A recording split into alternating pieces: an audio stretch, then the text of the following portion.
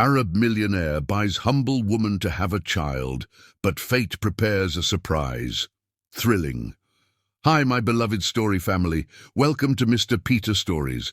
Happy 2025 to all the story lovers out there. May this year bring you captivating tales, inspiring characters, and unforgettable adventures. Keep reading and dreaming. Today, I want to share something from my heart. Lately, I've been feeling a little unsure, wondering if my stories still touch you the way they used to. When my last video had fewer comments, it made me question if I'm doing enough to inspire and connect with you. Every story I share comes from a place of love and passion, and your feedback means the world to me. If my stories have brought you joy, please write yes in the comments. And if there's anything I can improve, I'd love to hear your thoughts. You are my family, and your support keeps me going. Thank you for being here. It means everything. Now let's begin today's story. The emergency alert echoed through the pediatric wing of Wyoming Medical Center, its urgent tone piercing the pre-dawn quiet. Abigail Cora's tennis shoes squeaked against the freshly waxed linoleum as she sprinted toward room 412, her scrubs pocket heavy with supplies. The autumn wind howled outside, rattling the windows of Casper's largest hospital like nature itself was trying to break in. Multiple seizures. Temperature 104.2, called out Dr. Martinez as Abigail burst through the door. 6-year-old Tommy Wright thrashed on the bed, his small body rigid, while his mother stood pressed against the wall, hands clasped in prayer. Abigail moved with practiced precision, her auburn hair escaping its tight bun as she worked alongside the medical team. Years of experience had taught her that panic was a luxury pediatric nurses couldn't afford.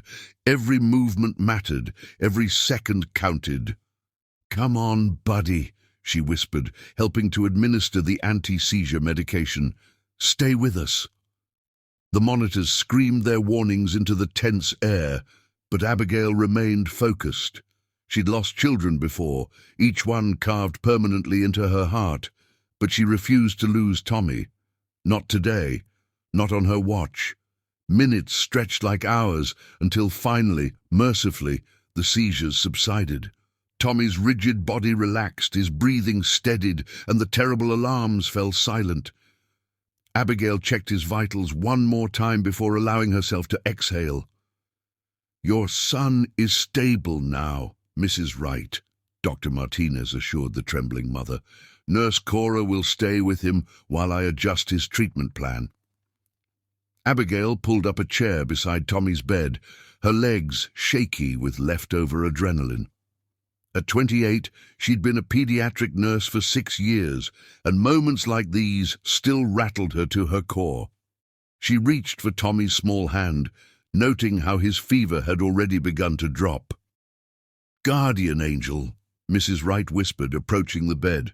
"That's what Tommy calls you." Abigail smiled, though her heart ached. "He's the brave one. I'm just here to help." The sun was rising over the vast Wyoming plains by the time Abigail left Tommy's room, casting long shadows through the hospital corridors. She stopped at the nurse's station to update his charts, her handwriting notably steadier than her nerves. "Rough morning?" asked Sarah, the charge nurse, sliding a cup of coffee across the counter. "Nothing we couldn't handle," Abigail replied, accepting the coffee gratefully. The rich aroma helped ground her, pulling her mind back from the edge of exhaustion. "Though I wouldn't mind a quiet—" The elevator doors chimed open, cutting off her words.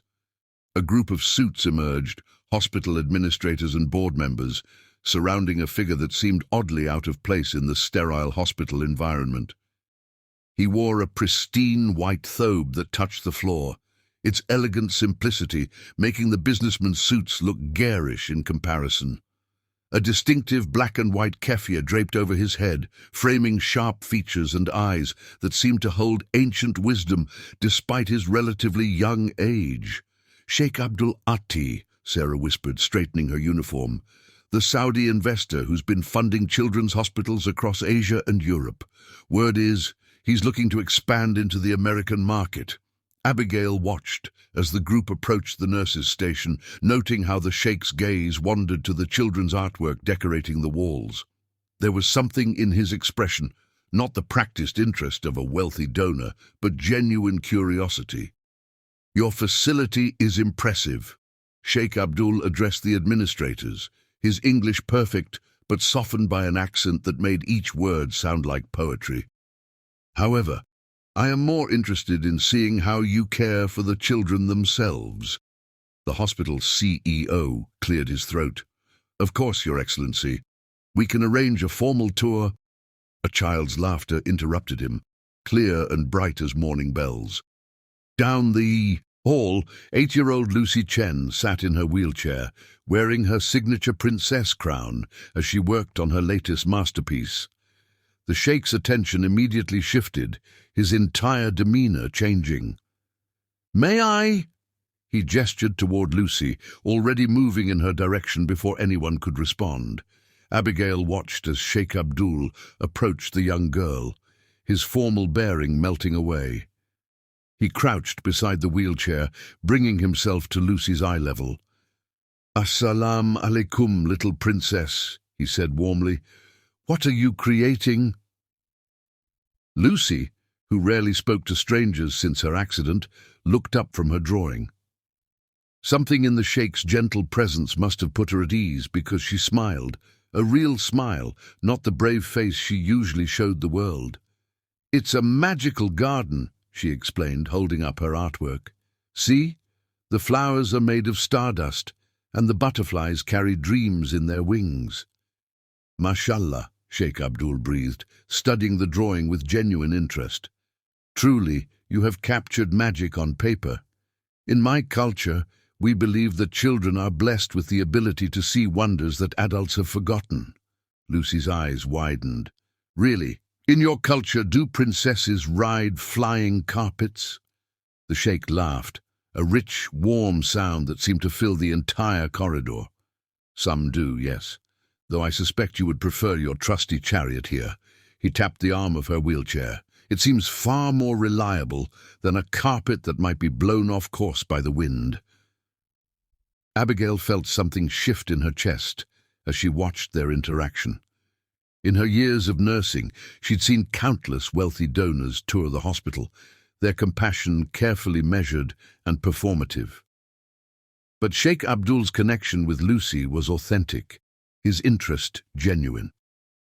He spent several minutes discussing Lucy's artwork, asking questions about her magical garden and sharing stories about the real gardens in his homeland.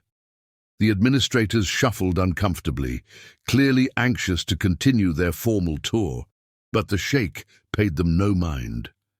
Finally, Lucy's art therapist arrived for their scheduled session. Sheikh Abdul rose gracefully, placing his hand over his heart in a gesture of respect.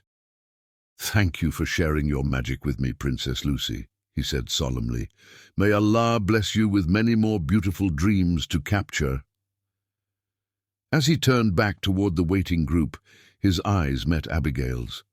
For a moment, just a heartbeat, something electric passed between them, recognition, perhaps, of a shared understanding about what truly mattered in life.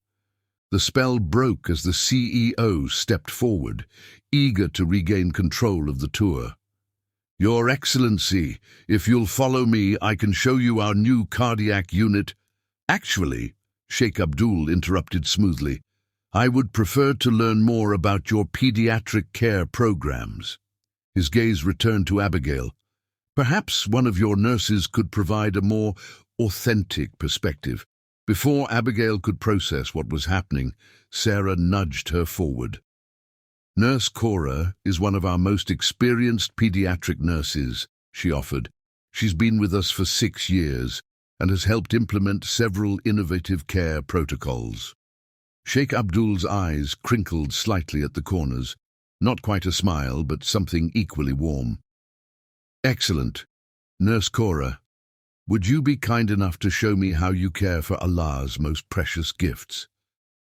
Abigail felt the weight of every administrator's stare, but it was the genuine interest in the Sheikh's expression that made her straighten her shoulders. Of course, Your Excellency. Though I should warn you, my tour might be slightly less formal than what you're used to. Perfect, he replied. And this time he did smile, a brief flash of white teeth that transformed his entire face. In my experience, the most valuable insights often come from unexpected sources. As Abigail led Sheikh Abdul down the corridor, away from the cluster of suits and titles, she couldn't shake the feeling that something momentous had just occurred. Like the first drop of rain before a desert storm or the initial tremor before an earthquake. A small change that promised to reshape the landscape of her entire world. Behind them, she could hear the administrator's muffled protests, but Sheikh Abdul seemed unconcerned. His attention was focused entirely on the children they passed, his questions thoughtful and specific. When they reached Tommy's room, Abigail hesitated. "This is one of our more serious cases," she explained. "Tommy had multiple seizures this morning due to complications from his treatment." Sheikh Abdul's expression grew solemn. "May we look in on him?" Sometimes the most important moments in life happen in rooms like these. Abigail nodded, pushing open the door quietly. Tommy was awake now, tired but stable, while his mother dozed in the chair beside him. Sheikh Abdul observed the scene in silence, taking in the medical equipment, the worried lines on Mrs. Wright's face, and the resilient spirit in Tommy's eyes. "Your dedication to these children," he said softly, once they had stepped back into the hallway. "It shows in every detail. The way you arrange their rooms, how you speak to them, the small touches that make this place feel less frightening." He paused, choosing his words carefully. "In my religion, we believe that those who care for children hold a special place in Allah's heart." "I believe children hold a special place in every heart," Abigail replied, surprised by her own boldness. "They remind us of what matters most." Sheikh Abdul studied her for a long moment, his dark eyes unreadable. "Yes," he said finally. "Yes, they do."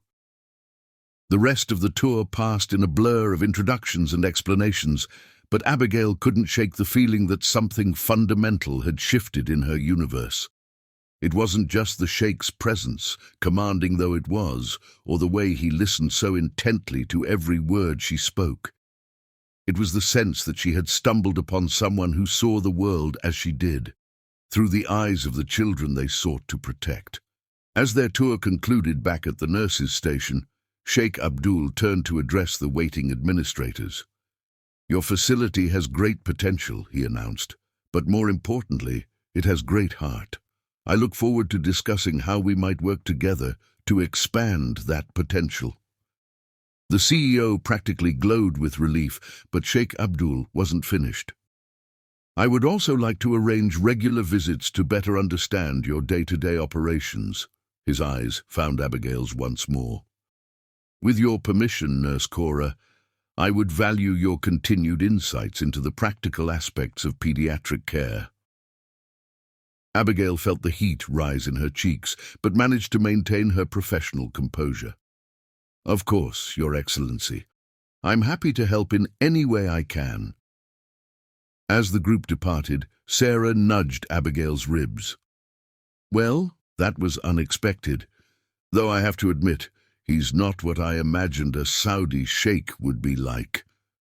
"No," Abigail agreed, watching his white-clad figure disappear into the elevator. "He's not like anyone I've ever met." The autumn wind continued to howl outside, but within the hospital walls, something new had taken root, a seed of possibility that would grow to change not just Abigail's life, but the lives of countless children across two very different worlds. She just didn't know it yet. As she turned back to her duties, Abigail caught a glimpse of her reflection in the window. The same nurse she'd always been, with her messy bun and coffee-stained scrubs, and yet somehow everything felt different. Like the universe had shifted ever so slightly on its axis, setting her on a path she never could have imagined. Tommy's monitors beeped steadily down the hall, Lucy's laughter echoed from the art therapy room, and somewhere in the distance, a new story was beginning to unfold, one that would bridge cultures, challenge expectations, and prove that love, in all its forms, knows no boundaries. But for now, Abigail simply straightened her scrubs, checked her supply pocket, and prepared for whatever the rest of her shift might bring. After all, in a pediatric ward, there was always another child who needed her care, another small battle to be fought, another miracle to witness, and perhaps, just perhaps, a few more unexpected visitors who might change everything. Chapter 2. An Unexpected Proposal. The following weeks brought autumn's full glory to Casper, painting the Wyoming landscape in brilliant golds and crimsons. But inside Wyoming Medical Center's pediatric wing, Abigail noticed different changes taking place. The most obvious was Sheikh Abdul Ati's continued presence, his visits becoming so regular that even the children had stopped staring at his traditional dress. "Nurse Angel!" Tommy called out one morning as Abigail checked his vitals. His seizures had finally stabilized, and his infectious smile had returned. "Is the story man coming today?" The story man was their name for Sheikh Abdul, who had taken to visiting during lunch breaks, entertaining the children with tales from his homeland, stories of desert jinn, magical oases, and flying carpets that made even the most worried parents smile. "I'm not sure, buddy," Abigail replied, though she knew perfectly well that Abdul, as he'd asked her to call him in private, never missed a Wednesday visit. "Let's check your temperature first." The door opened quietly, and Abdul's commanding presence filled the room, though he'd adopted a softer demeanor around the children. Today he carried something wrapped in elegant silk. "Assalamu alaikum, young warrior," he greeted Tommy, his dark eyes warm. "I brought you something from my last trip." Tommy's face lit up as Abdul carefully unwrapped the silk, revealing an intricately carved wooden box. "This," Abdul explained, "is a puzzle box that belonged to my grandfather. Legend says it was crafted by a clever jinn who loved riddles." Abigail watched as Abdul demonstrated how different panels shifted and slid, his strong hands moving with surprising gentleness. Tommy's eyes grew wide with wonder, his medical challenges momentarily forgotten in the magic of the moment. "The best medicines," Abdul said softly as they left Tommy's room later, "cannot always be measured in milligrams or administered through IVs." "Hope is pretty powerful medicine," Abigail agreed, leading him toward the nurse's station where she needed to update Tommy's charts. "Indeed." Abdul paused, seeming to weigh his next words carefully. "Would you join me for tea this afternoon, Nurse Cora? There is something I would like to discuss." Abigail felt her heart skip, a reaction she immediately tried to suppress. Over the past weeks, she'd found herself increasingly drawn to this complex man who could command a boardroom in one moment and sit cross-legged telling stories to sick children the next. But she'd reminded herself repeatedly that their worlds were too different, the distance between them too vast. "Of course," she replied professionally. "The cafe on the third floor has decent tea." Abdul's lips curved slightly. "Actually, I had something more traditional in mind. My driver can take us to a proper tea house if you're willing to venture off hospital grounds." That's how Abigail found herself 3 hours later, seated on plush cushions in a private room of Casper's only Middle Eastern tea house. The space was intimate but not inappropriate, with latticed screens providing privacy while remaining partially visible to the main room. Abdul poured the tea himself, the aromatic steam rising between them like unspoken questions. His movements were precise, practiced, yet there was an underlying tension in his shoulders that Abigail had never seen before. "First," he began, setting down the ornate teapot, "I must thank you for your patience these past weeks. Your insights into pediatric care have been invaluable. The children love your visits, Abigail replied, wondering where this was leading. You've brought so much joy to the ward. Joy is a powerful healer. Abdul took a sip of his tea, his expression thoughtful. In my culture, we believe that Allah sends us signs, opportunities that we must be wise enough to recognize and brave enough to grasp. He set down his cup, meeting her eyes directly. I have a proposal for you, Nurse Cora. One that may seem unusual, but I ask that you hear it completely before responding. Abigail's heart thundered in her chest, but she managed to nod calmly. As you may know, I have been establishing children's hospitals throughout the Middle East and Asia, he continued. My newest project is in Dubai, a state-of-the-art facility that will serve children from across the region. What you may not know is that this project is deeply personal for me. He paused, and for the first time, Abigail saw vulnerability in his expression.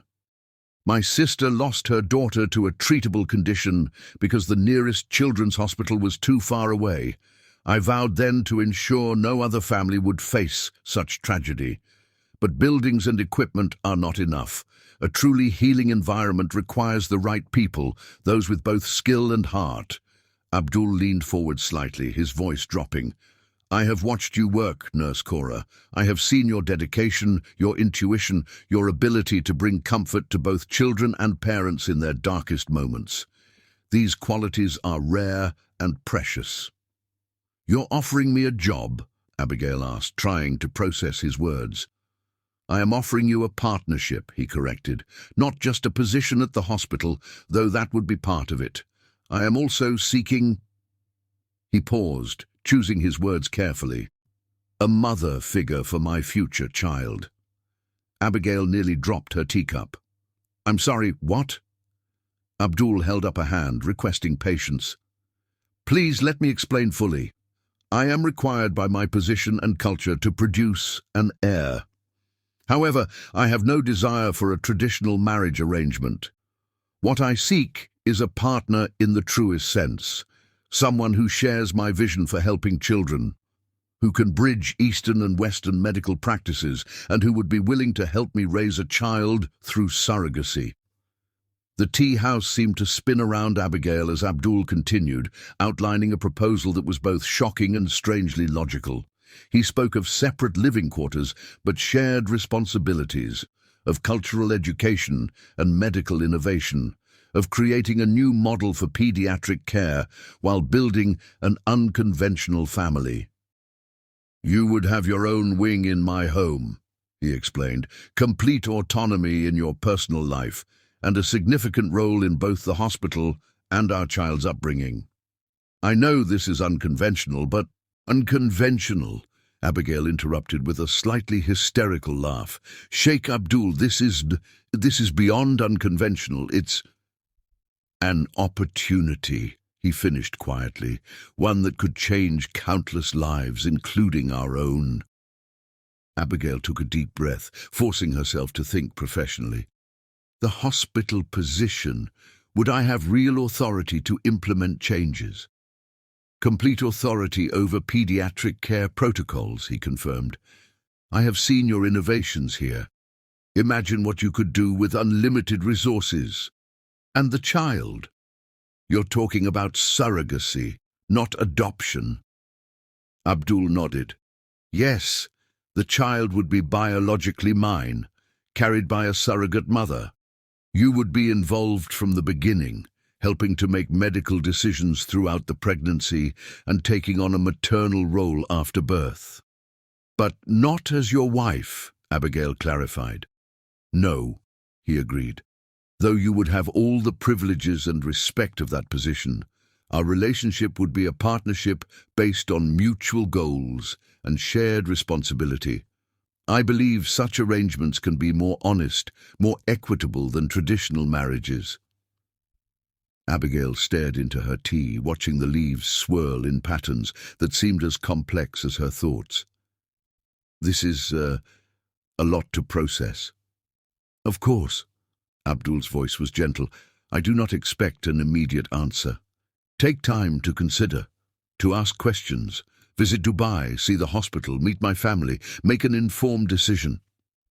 Your family, they would accept this arrangement. A slight smile touched Abdul's lips.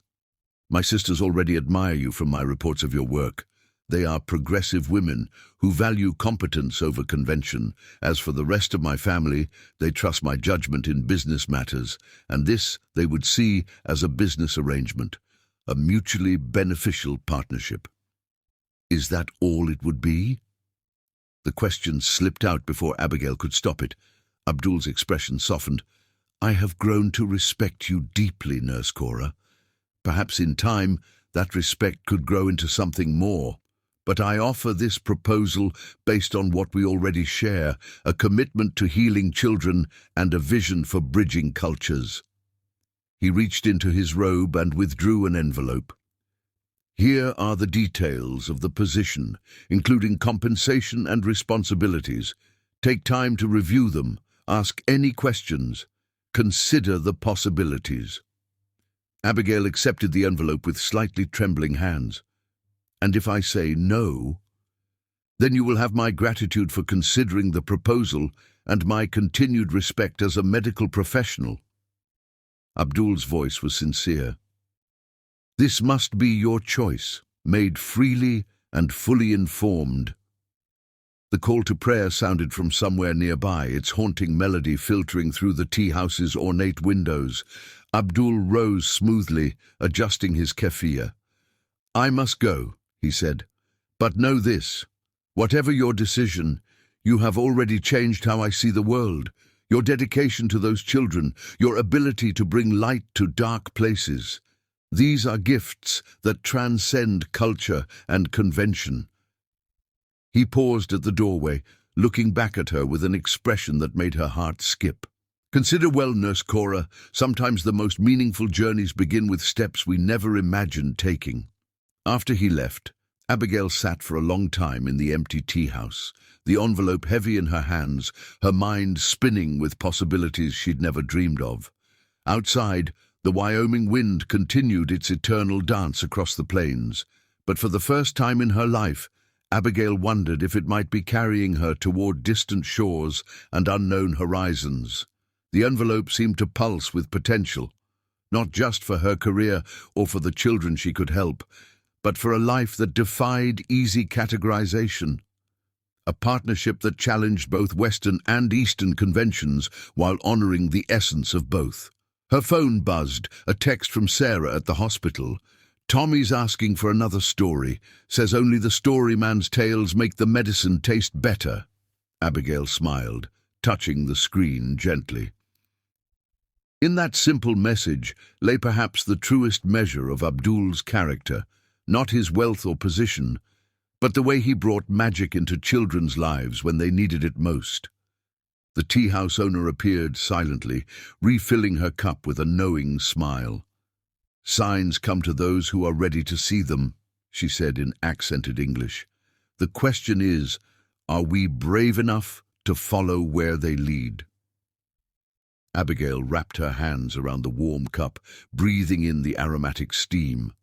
Somewhere between Wyoming and Dubai, between convention and innovation, between what was and what could be, lay a decision that would change not just her life, but countless others. The autumn sun slanted through the latticed windows, casting intricate patterns across the envelope in her hands. Each shadow seemed to hold a possibility, each ray of light a question.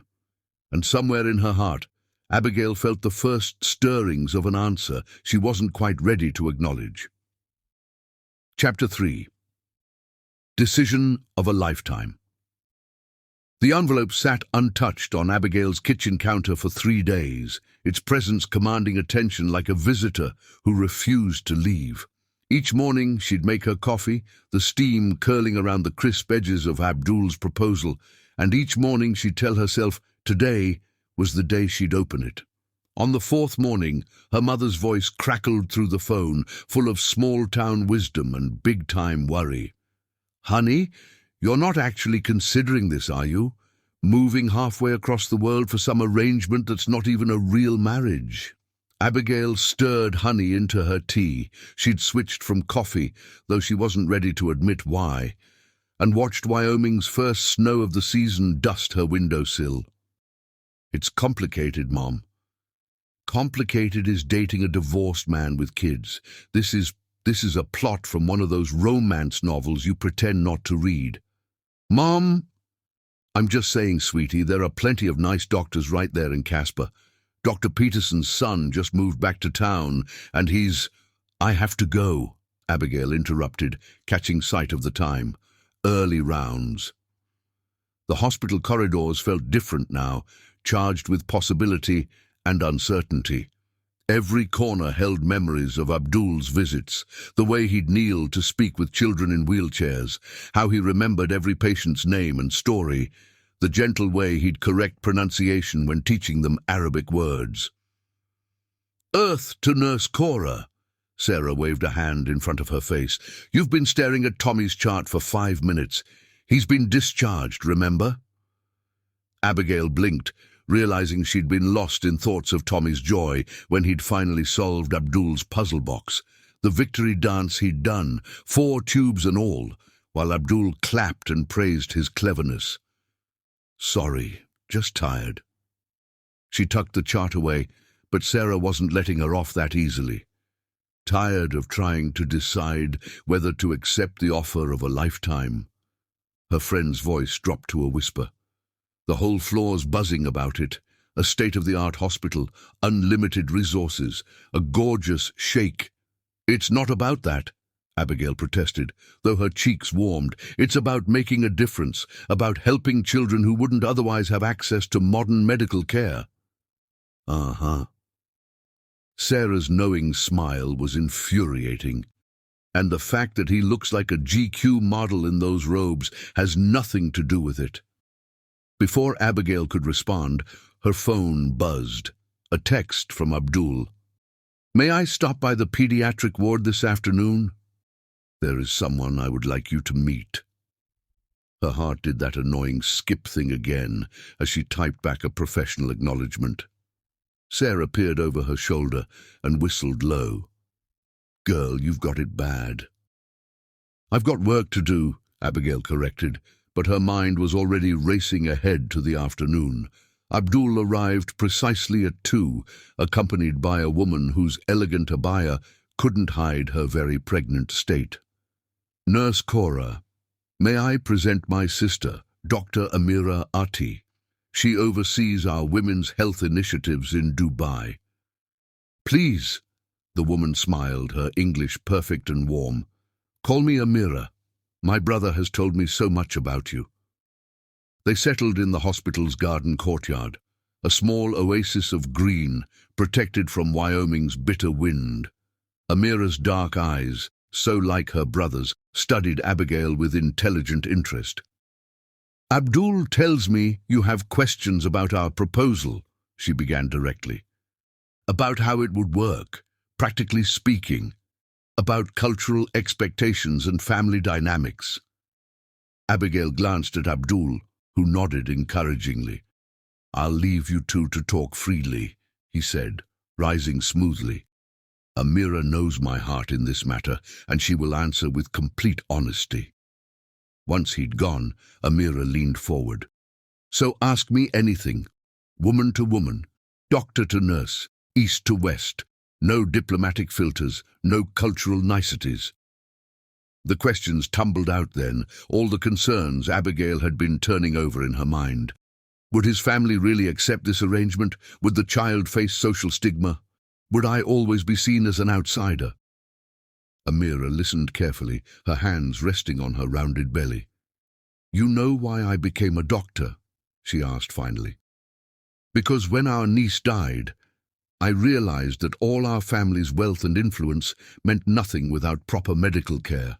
Abdul and I both made vows that day, his to build hospitals, mine to ensure women had access to modern health care." She shifted, finding a more comfortable position. "Our family understands dedication to a cause. They respect competence and commitment. The arrangement Abdul proposes, yes, it's unconventional, but so is everything else he does. He builds hospitals that combine Western medicine with Eastern healing traditions. He challenges cultural norms while respecting their essence. But a child, Abigail began, will be loved, Amira finished firmly, by a father who defies conventions to ensure their welfare, by a mother figure who crossed oceans to help others, and by a family that values actions over appearances. She smiled. Besides, my children need cousins to spoil. I'm not Muslim, Abigail pointed out. I don't speak Arabic, Neither did my husband when I met him, Amira interrupted with a laugh. He was a British doctor volunteering in Dubai. Now he speaks better Arabic than some natives, and he's more conservative about some traditions than I am. Her expression grew serious. The question isn't whether you fit perfectly into our world, Abigail. It's whether you're willing to help create a new one, a bridge between cultures, between medical traditions, between different ways of seeing family and commitment. Abigail twisted her hands in her lap. And Abdul? What kind of man is he really, beyond the hospitals and the charity work? Amira's smile turned fond. My brother is complicated, brilliant in business but sometimes clueless about emotions, fiercely protective of family but terrified of traditional marriage after watching our parents' loveless arrangement. He works too hard, takes too much responsibility on his shoulders, and has an unfortunate addiction to American action movies. They both laughed at that, the tension breaking slightly. But, Amira continued, he is also the man who sat by my hospital bed for 3 days when I lost my first pregnancy, who builds playgrounds in refugee camps because he believes every child deserves to laugh, who drives our conservative family crazy by insisting that capability matters more than gender or nationality. She reached across the table, taking Abigail's hand. I cannot tell you what to choose, but I can tell you this. My brother does nothing halfway. If he offers you partnership, it is because he truly believes in your potential to help change lives. If he offers you co-parenthood, it is because he sees in you the qualities he wants his child to learn. The garden's fountain bubbled quietly, its sound nearly lost beneath the Wyoming wind. Abigail thought of all the children she'd helped here, all the ones she couldn't help because of limited resources or outdated protocols. The hospital in Dubai, she said slowly. Tell me more about its programs. Amira's eyes lit up, and for the next hour they discussed medical initiatives, cultural integration programs, and innovative treatment approaches. The more Amira explained, the more Abigail could see the potential, not just for providing care, but for creating a new model that could be replicated across regions. As the afternoon light began to fade, Amira struggled to her feet, waving away Abigail's offered help with a smile. You know, she said, adjusting her abaya, when I married my British doctor, everyone said it wouldn't work. Too many differences, too many obstacles. But love, respect, shared purpose, these things transcend culture. She touched her belly meaningfully. And sometimes the most beautiful things grow from unexpected combinations. That evening, Abigail finally opened the envelope. The proposal was comprehensive, detailed, respectful of both her professional autonomy and personal boundaries. But it was a small, handwritten note at the bottom that caught her eye. I offer not certainty, but possibility. Not a traditional path, but a chance to forge a new one. The choice must be yours, made with clear eyes and an open heart. Abdul. She stayed up late into the night, making lists, researching Dubai, reading everything she could about cross-cultural medical practices. Her mother called twice more, each time with a new local bachelor to recommend. But when dawn broke over the Wyoming plains, Abigail was still at her kitchen table, the proposal spread before her, her heart racing with equal parts terror and excitement. She picked up her phone, fingers hovering over the keyboard. Sarah answered on the first ring, despite the early hour. "Well?" Abigail took a deep breath, watching the sunrise paint her familiar world in new colors. "I need you to help me learn Arabic." Her friend's squeal of excitement was cut short by another incoming call, Abdul's number lighting up her screen. For a moment, Abigail stared at it, thinking of desert winds and hospital corridors, of puzzle boxes and possibility, of bridges waiting to be built between worlds she was only beginning to understand. Then, with hands that trembled only slightly, she answered the call that would change everything. "Yes," she said simply, before he could speak. "Yes to all of it." The silence that followed was brief but profound, filled with the weight of decisions made and paths chosen. Then Abdul's voice, warm and certain. "Alhamdulillah, welcome to the beginning of our journey. Nurse Cora." Outside, the Wyoming wind sang across the plains, carrying with it the promise of desert sands and distant shores, of challenges unmet and stories yet to be written. Abigail wrapped her hands around her cooling tea, its aromatic steam rising like incense toward a future she could barely imagine, but suddenly couldn't wait to explore. In her pocket, the envelope crinkled, no longer a burden of indecision, but a map to a new world. A world where convention bowed to compassion, where barriers became bridges, and where the biggest risks sometimes led to the greatest rewards. She had 1,000 questions, 1,000,000 fears, and exactly one certainty: nothing in her life would ever be the same again. And somehow, watching the sunrise paint the sky in colors that could have graced any desert morning, that seemed exactly right. Chapter 4. New Horizons. Dubai materialized from the desert haze like a city from a dream, its towers piercing clouds that had never known Wyoming snow. Abigail pressed her face to the private jet's window, her heart thundering with equal parts excitement and terror. Below, the Persian Gulf sparkled like scattered sapphires, a sight so different from the endless prairie she'd left behind that it hardly seemed real. First time seeing Dubai? The question came from Fatima, Abdul's youngest sister, who had accompanied her on the flight. Where Amira was all business and sharp intellect, Fatima radiated warmth and mischief. "It's—" Abigail searched for words that wouldn't sound hopelessly provincial. "Overwhelming?" Fatima suggested with a knowing smile. "Wait until you see it from the ground. Though I should warn you, Abdul's been practically rebuilding the entire east wing of the house for you. He's determined to make sure you feel at home." The mention of Abdul sent a familiar flutter through Abigail's chest. They'd spent the past month coordinating her transition via video calls and messages, each interaction carefully professional, yet underlaid with something that made her pulse quicken.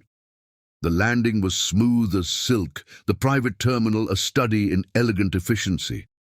Abigail clutched her carry-on, the rest of her life packed into boxes that would follow later, and stepped into Arabian heat for the first time. "Ahlan wa sahlan," a familiar voice called out. Abdul stood waiting, impeccable in his traditional dress despite the temperature. Something in his eyes softened when they met hers, though his greeting remained formal. "Welcome to Dubai, Nurse Cora." "Please," she found herself saying, "I think we're past Nurse Cora now." His smile was brief but brilliant. "Indeed we are. Abigail." The drive from the airport was a journey through contrasts. Ultra-modern architecture rising from ancient sands, luxury cars sharing roads with occasional camels, tradition and innovation dancing an intricate ballet. Abdul pointed out landmarks, his deep voice painting pictures of the city's history and future. "And there," he indicated a massive construction site, "is our hospital. The children's wing will be ready within months." Abigail leaned forward, professional excitement momentarily overriding everything else. The facility was enormous, its design both futuristic and somehow organic, with sweeping lines that mimicked desert dunes. "Those curves aren't just aesthetic," Abdul explained, noting her interest. "They're designed to maximize natural light while minimizing heat absorption. The entire building will use 40% less energy than conventional hospitals." "The solar panels." "Only part of it. We're also implementing a groundwater cooling system," and he caught himself with a laugh. "Perhaps we should save the technical details for tomorrow. Today is for helping you settle in." The car turned through massive gates into a property that made Abigail's breath catch. Abdul's house was more like a private palace, its architecture a stunning blend of traditional Islamic design and modern elegance. "This way." Fatima linked arms with her, steering her toward a separate entrance. "Let me show you your wing, while Abdul deals with some business calls." The wing was larger than any house Abigail had ever lived in. Her private quarters included a massive bedroom suite, a study filled with medical texts in multiple languages, and a balcony overlooking gardens that somehow thrived in the desert heat. "The staff have been practicing their English," Fatima chatted as they toured. "Though Abdul mentioned you're learning Arabic?" "Trying to," Abigail admitted. "It's challenging." "But worth it." A new voice joined them, Amira, Abdul's other sister, her pregnancy now in its final months. "The household is buzzing with excitement to have you here, especially the medical staff. Your reputation precedes you." Abigail blinked. "My reputation?" "Your innovations in pediatric care protocols? The paper you published on integrating family support systems?" Abdul made. "Sure, everyone knew about your accomplishments." Amira's smile was knowing. "He's very thorough in his research." Before Abigail could process that, a soft knock announced Abdul's return. He'd changed from his formal attire into a simpler thobe, the kind he wore during hospital visits in Wyoming. "If you're not too tired," he said, "I thought you might like to see the hospital plans in detail. The contractors have some questions about the pediatric wing layout." Work. Yes. That was safe, familiar territory. "Of course." His study was a surprise, warm woods and rich textiles softening the formal space. One wall held traditional Arabic calligraphy, another displayed child's artwork that she recognized from their Wyoming patients. "You kept them," she said softly, touching one of Tommy's drawings. "Of course." Abdul spread blueprints across his desk. "They remind me of where this journey began." They lost themselves in hospital plans, their heads bent close over technical specifications. Abdul's expertise in hospital administration complemented her practical medical knowledge perfectly. Hours slipped by as they debated room layouts and equipment placement, their previous formality melting into comfortable collaboration. "You see," he said at one point, their hands brushing as they both reached for the same document. "This is why I knew this partnership would work. We balance each other." The word partnership hung in the air between them, heavy with unspoken possibilities. Then Abdul's phone buzzed, another contractor question, and the moment passed. That evening, after a family dinner that felt surprisingly relaxed despite its opulence, Abigail stood on her balcony watching the sun set over Dubai. The call to prayer echoed across the city, hauntingly beautiful in the gathering dusk. A soft knock drew her attention. Abdul stood in the doorway, holding a package. "A welcome gift," he explained, crossing to join her. Though perhaps "welcome back" would be more accurate. Inside the package was a wooden puzzle box, identical to the one he'd given Tommy in Wyoming. "It belonged to my grandmother," Abdul said quietly. "The original one. I gave Tommy a replica." His fingers brushed hers as he demonstrated how to open it. "She used to say that life's greatest puzzles often contain the most precious answers." The box clicked open, revealing a small key. "For your private library," Abdul explained. "I had it built adjacent to the hospital. A place where you can research, innovate, implement your ideas without bureaucratic obstacles." He paused, choosing his words carefully. "A place where you can begin building bridges between Western and Eastern medical traditions." Abigail turned the key over in her hands, feeling the weight of trust it represented. "Thank you. Thank you," he countered softly, "for taking this leap of faith, for seeing the potential in this partnership." Again, that word, carrying layers of meaning neither of them was ready to explore. Later that night, after Abdul had gone, Abigail sat cross-legged on her new bed, surrounded by the few personal items she'd brought in her carry-on. Her phone showed dozens of messages from Sarah and her mother, but she wasn't ready to respond yet. Instead, she opened the puzzle box again, studying its intricate patterns. Like this whole situation, it seemed simple at first glance, but revealed more complexity the longer she looked. A text from Abdul lit up her phone. "Sleep well. Tomorrow we begin changing lives." Simple words, yet they sent warmth spreading through her chest.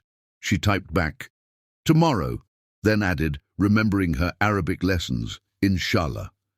His response came quickly, "Mashallah. You're learning." Abigail smiled, running her fingers over the puzzle box's smooth wood. Yes, she was learning. About medicine, about culture, about partnership in all its forms. And perhaps most surprisingly, about how the heart could feel at home in places it had never been before. The Dubai night sparkled beyond her windows, a tapestry of lights that rivaled the desert stars. Somewhere in this glittering city was a hospital waiting to be filled with hope and healing. Somewhere in this vast house was a man whose vision had brought her halfway across the world. And somewhere between Wyoming and Dubai, between Western and Eastern, between professional and personal, a new story was taking shape. A story that, like the puzzle box in her hands, was proving far more intricate and beautiful than she'd ever imagined. Chapter 5. Understanding Hearts. 3 months into her life in Dubai, Abigail discovered that adaptation happened in layers, like the strata of colored sand in the bottles local artisans sold. The outer layer was easy, learning to navigate the gleaming city, adjusting to the rhythm of calls to prayer, even growing accustomed to the constant presence of household staff. Beneath that lay professional adaptation, implementing her pediatric care protocols, coordinating with international medical teams, watching the hospital rise from the desert sand like a modern miracle. But the deepest layer, the one that kept her awake during the velvet darkness of Arabian nights, was understanding Abdul. She saw him daily now, their lives intersecting in ways both planned and unexpected. During formal meetings, he was Sheikh Abdul Ati, commanding respect with quiet authority as they reviewed hospital progress. But there were other moments, shared cups of tea on her balcony, quiet discussions in his study, chance encounters in the garden at dawn, when he was simply Abdul, a man whose complexity continued to surprise her. "You're doing it again," Fatima teased one morning over breakfast. Abdul's youngest sister had become Abigail's unofficial cultural translator. "That little furrow between your eyebrows when you're trying to figure him out." "I don't," Abigail began, but Amira cut in from where she rested on a nearby divan, her pregnancy now in its final weeks. "Save your denials, Habibti," Amira said, using the term of endearment that had become natural between them. "We've watched you both dancing around each other for months. The staff is taking bets on who will break first." Heat crept up Abigail's neck. "It's not like that. We have an arrangement." "An arrangement," Fatima rolled her eyes, "that had my logical, practical brother installing a rose garden outside your window because you mentioned once that you missed Wyoming's flowers." Before Abigail could respond, Abdul's voice came from the doorway. Are you corrupting my hospital administrator with gossip, little sister? He wore reading glasses, Abigail noticed, and carried a stack of papers that suggested he'd been up late working again. Lately, she'd taken to leaving cups of mint tea outside his study during these late sessions. They never spoke of it, but the cups always returned empty. Not gossip, Fatima protested. Cultural education. Did you know Abigail's never been to a traditional souk? Abdul's eyebrows rose. An oversight we should correct, perhaps. He hesitated, then continued more formally. Would you be interested in seeing the old city this evening? There are some medical herb shops I think you'd find fascinating. I'd like that, Abigail said softly, trying to ignore Fatima's knowing smile. The workday passed in a blur of meetings and decisions. The hospital was taking shape faster than expected, its innovative design drawing international attention. Abigail's pediatric care protocols, blending Western medicine with traditional healing practices, had already attracted inquiries from hospitals across the region. Evening found her changing clothes 3 times before settling on a modest but elegant abaya that Amira had helped her choose. The deep blue silk made her feel both respectful of local customs and undeniably feminine. Abdul waited in the courtyard, having switched his business clothes for more casual traditional dress. Something shifted in his expression when he saw her, a momentary softening that made her heart skip. "The blue suits you," he said quietly, then added something in Arabic that made the nearby gardener smile. The drive to Old Dubai was comfortable, filled with the easy conversation they'd developed over months of collaboration. Abdul told stories about growing up in the area, pointing out places where modern buildings now stood over ancient foundations. The souk was a feast for the senses. Aromatic spices, glittering textiles, calls of vendors mixing with traditional music. Abdul stayed close, his hand occasionally ghosting near her elbow to guide her through crowded passages. Each touch, though brief, felt charged with unspoken awareness. "Here," he said finally, drawing her into a tiny shop fragrant with herbs. The elderly proprietor greeted Abdul warmly in Arabic, then studied Abigail with wise eyes. "Ah," the old man switched to English. "You are the one building the new hospital, the one who understands that healing comes in many forms." "Word travels fast," Abigail observed, "in Dubai, faster than the desert wind." The man began pulling out various herbs, explaining their traditional uses. His knowledge was fascinating, a blend of ancient wisdom and practical application that aligned perfectly with Abigail's integrated care approach. She was so engrossed that she almost missed the way Abdul watched her, not just with his usual professional interest, but with something deeper, more personal. When she asked an intelligent question about combining traditional remedies with modern treatments, his smile held unmistakable pride. Later, laden with carefully wrapped purchases, they walked through a quieter section of the souk. String lights twinkled overhead like earthbound stars, and the evening air carried the scent of jasmine and cardamom. "Thank you for this," Abigail said softly. "It helps. Seeing where all these traditions began." Abdul nodded. "Understanding comes in layers here. Like the desert itself, what appears simple on the surface holds countless stories beneath." He paused, then added, "You've adapted remarkably well. Better than I dared hope when I proposed this arrangement." There was that word again, arrangement. Lately, it had started to feel insufficient for whatever was growing between them. "Abdul," she began, then stopped, unsure how to proceed. He turned to face her, and in his eyes she saw the same uncertainty, the same awareness that their carefully structured partnership had begun to shift into something else entirely. A call to prayer echoed through the narrow streets, its haunting beauty a reminder of where they were, who they were, all the complexities they still had to navigate. "Come," Abdul said gently. "There's one more place I want to show you."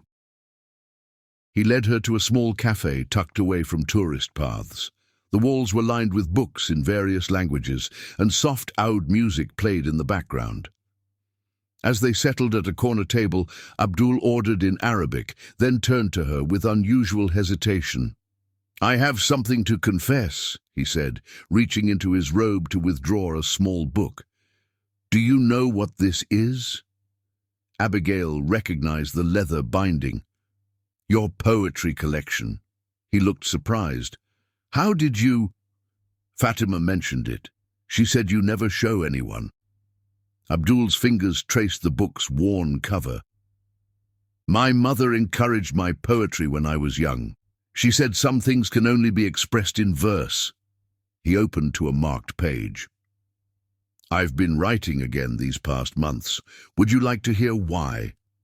Abigail's heart thundered as he began to read in Arabic, then translated, "In the space between worlds, where dawn meets dusk, I find myself learning new words for feelings I thought I knew, like how desert rain changes not just the land, but the heart that witnesses it." His voice faded, leaving the words hanging between them like a question neither was ready to ask. "It's beautiful," Abigail whispered, understanding dawning. "When did you write it?" "The night you arrived." Abdul closed the book carefully. "I've written more since then. Each time I see you with the hospital staff, every time you solve a problem I hadn't even noticed, when you leave tea outside my study door." He trailed off as their order arrived, traditional Arabic coffee and a plate of delicate sweets. The interruption gave them both a moment to collect themselves, to acknowledge the weight of what was being said and left unsaid. "This arrangement," Abdul finally continued, choosing his words with careful precision, "it's become something I never expected, something I'm not sure I have the right words for in any language." Abigail met his gaze steadily. "Then perhaps we need new words."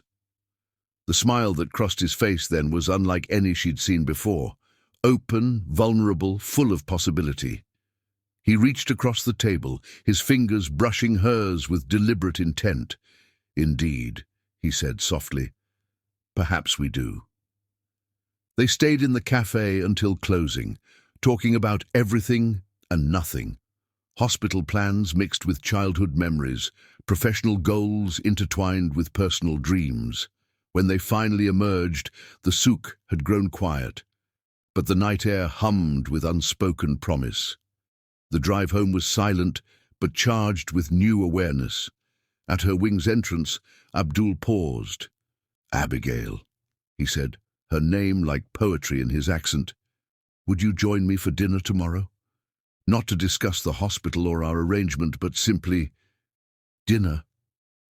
Her heart soared, even as her mind raced through implications, complications, possibilities. But looking into his eyes, seeing the same mix of hope and uncertainty she felt, Abigail knew there was only one answer. "Yes," she said simply. "I'd like that very much." His smile illuminated the darkness. "Then sleep well, Habibti," he said softly, using the endearment for the first time. "Tomorrow we begin writing a new chapter." Later, in her room, Abigail found a folded paper slipped beneath her door. Inside was a single verse in Abdul's elegant handwriting. "Some arrangements, like desert flowers, bloom into unexpected beauty. Allah's greatest gifts often come disguised as simple beginnings." She pressed the paper to her heart, feeling the future reshape itself into something neither of them had planned, but both, perhaps, had secretly hoped for all along. Chapter 6. Unexpected Complications. The first signs of trouble came on an ordinary Tuesday morning. Abigail sat in the fertility clinic's sterile waiting room, her hand clasped tightly in Abdul's as they awaited news about their surrogate's latest test results. The past week had been a whirlwind of quiet dinners, shared poetry, and cautious steps toward something deeper than their original arrangement. But now, watching the doctor's face as she entered the Consultation room. Abigail felt their carefully constructed world begin to tremor. "I'm sorry," Dr. Rashid began, her expression compassionate but professional. "The embryo transfer was unsuccessful. There are some complications we need to discuss." Abdul's grip on Abigail's hand tightened imperceptibly. His voice, when he spoke, remained steady, but Abigail had learned to read the subtle tensions in his jawline. "What kind of complications?" The doctor spread several charts across her desk, explaining in medical terminology that boiled down to a devastating truth. Their chosen surrogate had developed conditions that made future attempts risky. They would need to start the process over with someone new. "These things happen, Doctor," Rashid assured them. "It's not uncommon to face setbacks in surrogacy journeys. We can begin screening new candidates immediately." But Abigail knew it wasn't that simple. She'd seen the politics involved in their first surrogate selection, the careful balancing of medical criteria, cultural considerations, and family expectations. Abdul's position meant everything they did was scrutinized, discussed, debated. The drive home was silent, heavy with shared disappointment. Abdul's fingers drummed against the steering wheel, a rare display of agitation from a man who usually maintained perfect composure. "We should tell the family together," he finally said as they pulled into the compound. "They will have opinions about the next steps." Abigail nodded, understanding the layers of meaning in his words. In the months she'd lived here, she'd learned that family opinions carried weight far beyond mere suggestions. Especially now that their relationship was shifting into something more personal, every decision would be analyzed through multiple cultural lenses. They found Amira in the garden, her own pregnancy now in its final weeks. She took one look at their faces and understood. "Oh, Habibti," she opened her arms to Abigail. "Come, both of you. Let's have tea before we face the storm." The storm arrived sooner than expected. By evening, Abdul's extended family had gathered in the formal majlis, their concern manifesting in a barrage of suggestions and thinly veiled criticisms. "Perhaps this is a sign," Abdul's Aunt Karima observed, her traditional abaya rustling as she gestured emphatically. "A traditional marriage would be more blessed." "The hospital project is taking too much of your focus," another relative chimed in. "These modern arrangements, mixing business with family matters." Abdul sat at the head of the gathering, his expression neutral but his shoulders increasingly tense. Abigail watched him from her position among the women, wishing she could ease his burden somehow. "Enough," Amira finally interrupted, her pregnancy giving her special status to speak boldly. "This is a medical matter, not a referendum on their choices. The Prophet himself, peace be upon him, sought the best medical care available in his time." The debate continued in rapid Arabic that Abigail could only partially follow, but the underlying currents were clear. Their unconventional arrangement was being questioned, and the failed surrogacy attempt was being seen as divine commentary. Later that night, unable to sleep, Abigail found herself wandering to her private balcony. The Dubai skyline glittered against the desert darkness, a view that had become comforting in its familiarity. She heard soft footsteps behind her and knew without turning that it was Abdul. "I thought I might find you here," he said quietly, joining her at the railing. He'd changed from his formal clothes into the simpler thobe he wore in private, and his feet were bare against the marble floor. These unguarded moments had become precious to them both. "I'm sorry," they both said simultaneously, then shared a small laugh that helped break the tension. "You have nothing to be sorry for," Abdul said firmly. "The family's reaction, they mean well, but they don't understand what we're building here." "And what exactly are we building, Abdul?" The question slipped out before she could stop it, heavy with all the uncertainty of their evolving relationship. He turned to face her fully, his expression more open than she'd ever seen it. "Something I never expected," he admitted. "When I proposed this arrangement, I thought I had everything planned perfectly. A partnership based on shared goals, mutual respect, careful boundaries." He smiled ruefully. "Allah must have found that amusing. Because nothing has gone according to plan. Because everything that matters most was never part of the plan at all." He reached for her hand, his touch sending warmth through her despite the cool night air. "The way you've transformed our hospital project, how you've won over even the most conservative staff members, your dedication to understanding our culture while helping us embrace new ideas." He paused, choosing his words carefully. "And most unexpectedly, how you've transformed my understanding of what's possible." Abigail felt tears threatening. Even with today's setback, especially with today's setback. Abdul's free hand came up to gently brush a tear from her cheek. "Because today I realized something important. When Dr. Rashid gave us the news, my first thought wasn't about the family's reaction or the project delays. It was about how much I wanted to comfort you, to share this difficulty with you, not just as a partner in an arrangement, but as—" He trailed off, but his eyes said everything his words couldn't yet express. The call to evening prayer floated across the city, its haunting beauty a reminder of where they were, who they were, all the complexities they still had to navigate. But standing there in the starlight, Abigail felt something shifting, like desert sands rearranging themselves into new patterns. "We'll find another surrogate," she said softly. "One the family approves of, one who meets all the medical criteria." "Yes," Abdul agreed. "But first, there's something more important we need to discuss." He took a deep breath.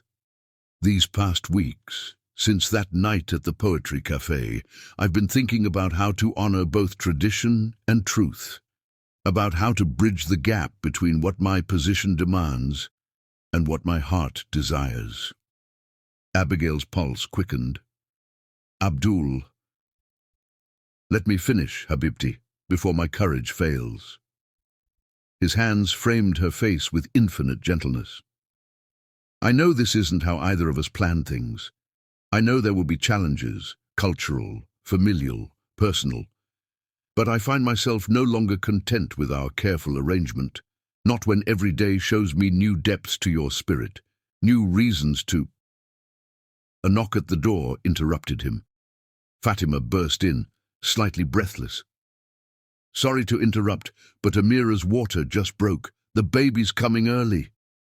The next hours were a blur of activity. Despite being weeks premature, Amira's daughter arrived healthy and strong, her first cries echoing through the private hospital wing, just as dawn painted the desert sky in shades of rose and gold. Abigail found Abdul in the hospital's prayer room later, his forehead pressed to his prayer mat in gratitude.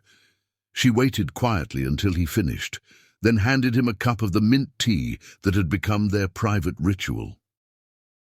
"She's beautiful," Abigail said softly. "Amira's asking for you."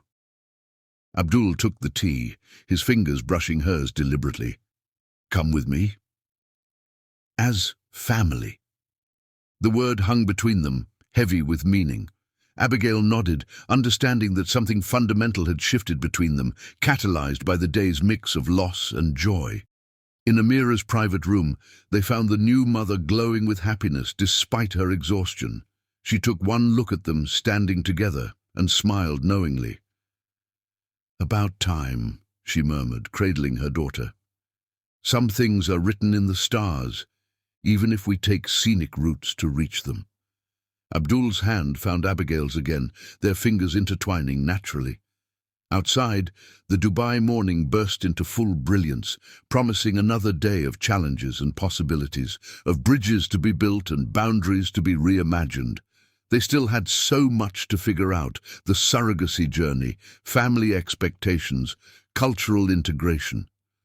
But standing there, watching new life bring fresh hope, Abigail felt the last walls of their careful arrangement beginning to crumble, making way for something far more precious and profound.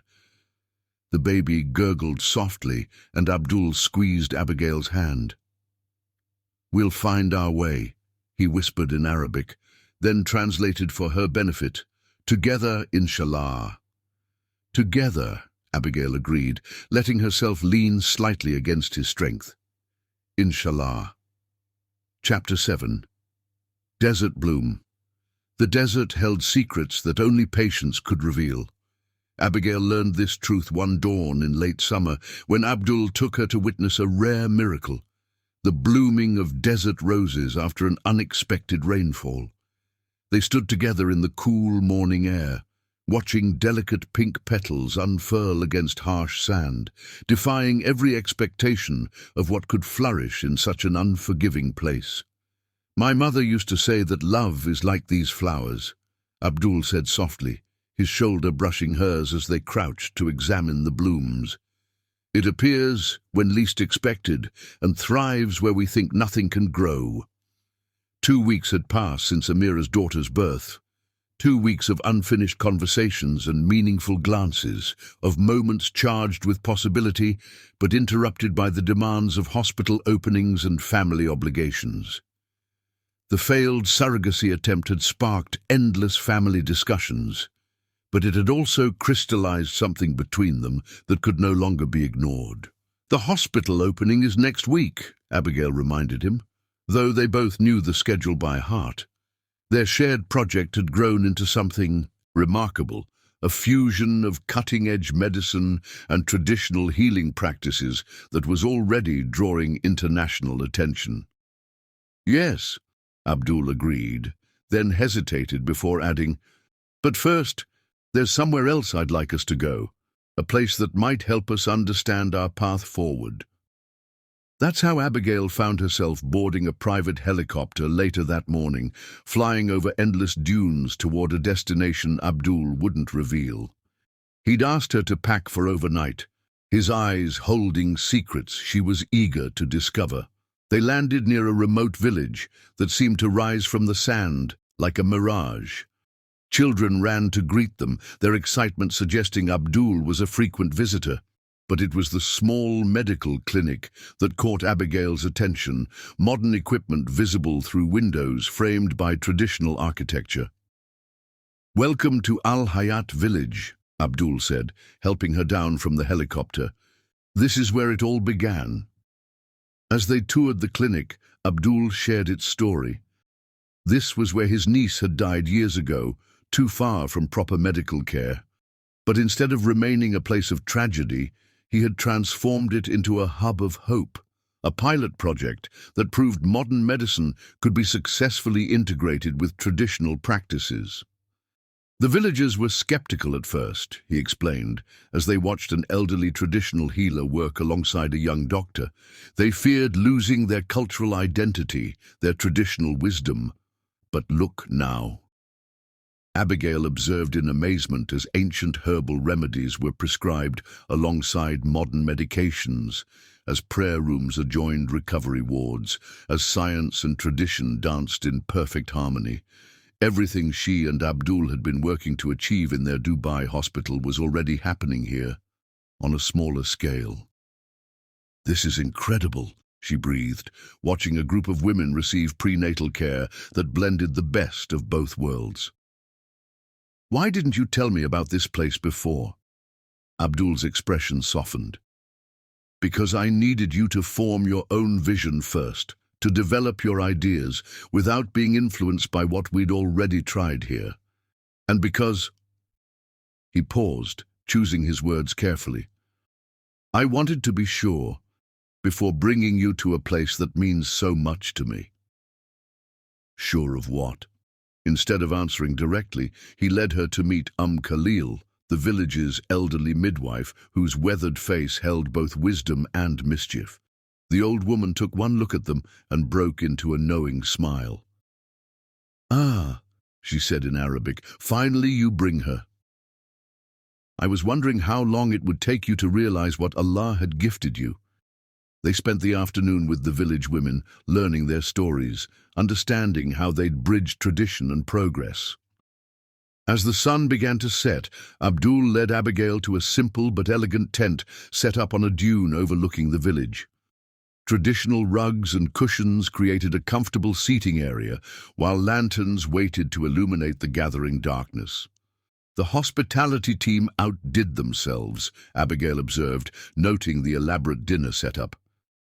Actually, Abdul admitted, looking slightly embarrassed, I arranged this myself. Some things, some conversations, should be private. They sat together as the sun painted the desert in shades of gold and crimson. Abdul poured Arabic coffee with the same grace he showed in everything, but Abigail could sense an underlying tension in his movements. When I first proposed our arrangement, he began finally, I thought I had everything figured out. A logical solution to multiple challenges. The hospital's need for your expertise, my family's expectations about an heir, your desire to expand your impact on children's health care. He set down his coffee cup carefully. I had spreadsheets, briefing documents, contingency plans, everything except... Except what? Except a plan for falling in love with you. The words hung in the desert air, as delicate and unexpected as the morning's roses. Abigail's heart thundered in her chest as Abdul continued, his voice gaining strength. I've watched you these past months, Habibti. Watched you learn our language, respect our traditions, while gently challenging outdated practices. Seen you win over skeptical staff members and conservative family elders alike. Observed how you blend compassion with competence, strength with sensitivity. He reached for her hand. But most of all, I've watched myself change, grow, discover aspects of life I never knew I was missing. Abdul, Abigail began, but he shook his head gently. Please let me finish. When the surrogacy failed, I realized something crucial. My first thought wasn't about the project delays or family expectations. It was about you. About wanting to comfort you, protect you, share both joy and sorrow with you, not as a business partner, but as... He took a deep breath. As the woman I've come to love. The lanterns flickered too, life automatically as darkness fell, casting intimate shadows across his features. In the distance, the village's evening prayers began, their haunting beauty a reminder of the world they would have to navigate. I know this complicates everything, he continued. The hospital project, the surrogacy plans, family expectations. But I find myself no longer able to maintain our careful pretense of mere partnership. Not when every day brings new reasons to love you, new evidence that what began as an arrangement has grown into something far more precious. Abigail felt tears threatening. And your family? The cultural differences. All the reasons we initially agreed to keep things professional? Abdul's thumb traced patterns on her palm. Look around you, he gestured to the village below. This place proves that tradition and progress can coexist, that apparent opposites can create something more beautiful together than either could achieve alone. He smiled softly. Like desert roses blooming after rain. When did you know? She whispered, her free hand reaching up to trace the line of his jaw. 1,000 little moments, he admitted. When you left tea outside my study door. When you sat for hours with Amira during her labor, switching between English and Arabic as needed.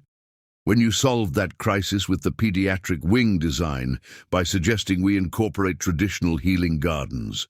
His eyes crinkled. But mostly, I knew every time you looked at me like you're looking at me now. The desert night had fallen completely now. Stars scattered across the sky like diamonds on velvet. From the village came the sounds of evening life, children's laughter, women's conversations, the peaceful rhythm of a community in harmony with itself. I love you too, Abigail said simply, the words feeling both monumental and completely natural. I think I have for a while now, but I was afraid. Of what, Habibti? Of complicating the hospital project, of disappointing your family, of not being enough for your world. Abdul's response was to pull her closer, his forehead resting against hers in an intimate gesture that said more than words could express. "You are not a complication," he whispered. "You are a completion. Everything else, the hospital, the family expectations, the cultural integration, will figure out together." A shooting star streaked across the desert sky, and Abigail was reminded of another conversation under different stars back in Wyoming when this journey began. How far they'd come from careful arrangements and professional boundaries. "So, what happens now?" she asked, though her heart already knew the answer. Abdul smiled, reaching into his robe to withdraw a small box that made her breath catch. "Now, if you're willing, we stop pretending this is just a business arrangement. We acknowledge what Allah has blessed us with and move forward together, not just as partners in a project, but as partners in life."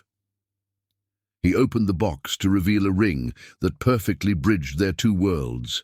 Traditional Arabic calligraphy entwined with modern design, diamonds catching the lantern light like stars brought down to earth. "Abigail Cora," he said formally, though his voice shook slightly, "will you marry me? Not for arrangement's sake, not for the hospital project, but because love, like desert roses, blooms where Allah wills it." The desert held its breath. Or perhaps that was just Abigail's heart pausing between beats. In that moment, she saw their future unfold. Challenges and joys, bridges to build and barriers to break. A life of blending worlds and creating something new and beautiful from the combination. "Yes," she whispered, then again louder, "Yes." As Abdul slipped the ring onto her finger, the village erupted in celebration, drums and ululations revealing that their private moment had quite an audience.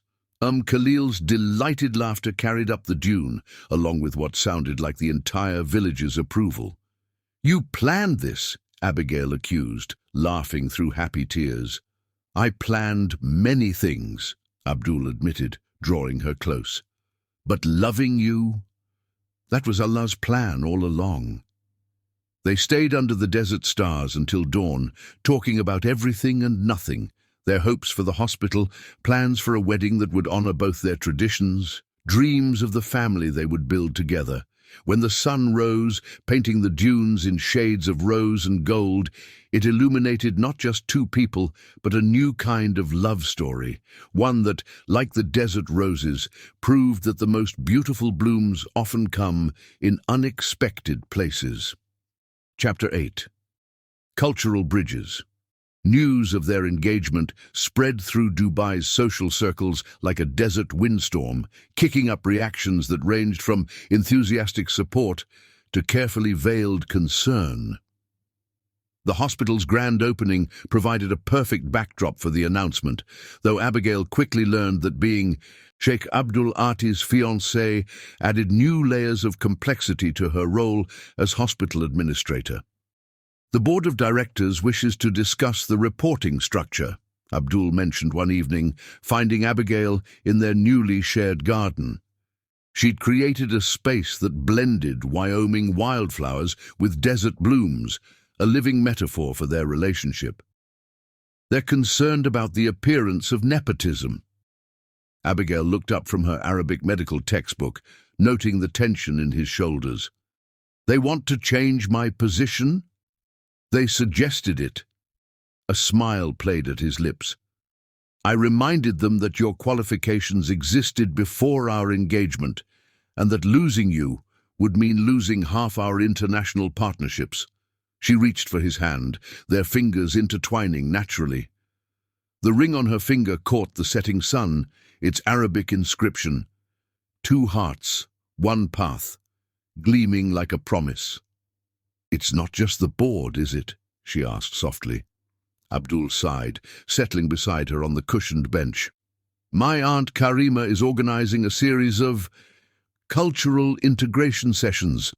She feels that as the future wife of a sheikh, you should be thoroughly versed in our traditions. That actually sounds helpful, Abigail said diplomatically, though they both knew Aunt Karima's sessions would be more like trials by fire. The first session began the next morning, a crash course in traditional Arabic etiquette that made medical school seem simple. Karima, resplendent in an intricately embroidered abaya, watched like a hawk as Abigail practiced everything from proper tea service to formal greeting protocols. The wife of a sheikh, Karima instructed, must be an example to others. Your every movement will be scrutinized, especially as a Western woman.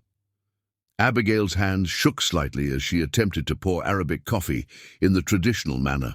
The delicate brass pot felt awkward, and she could feel judgment in every pair of eyes watching.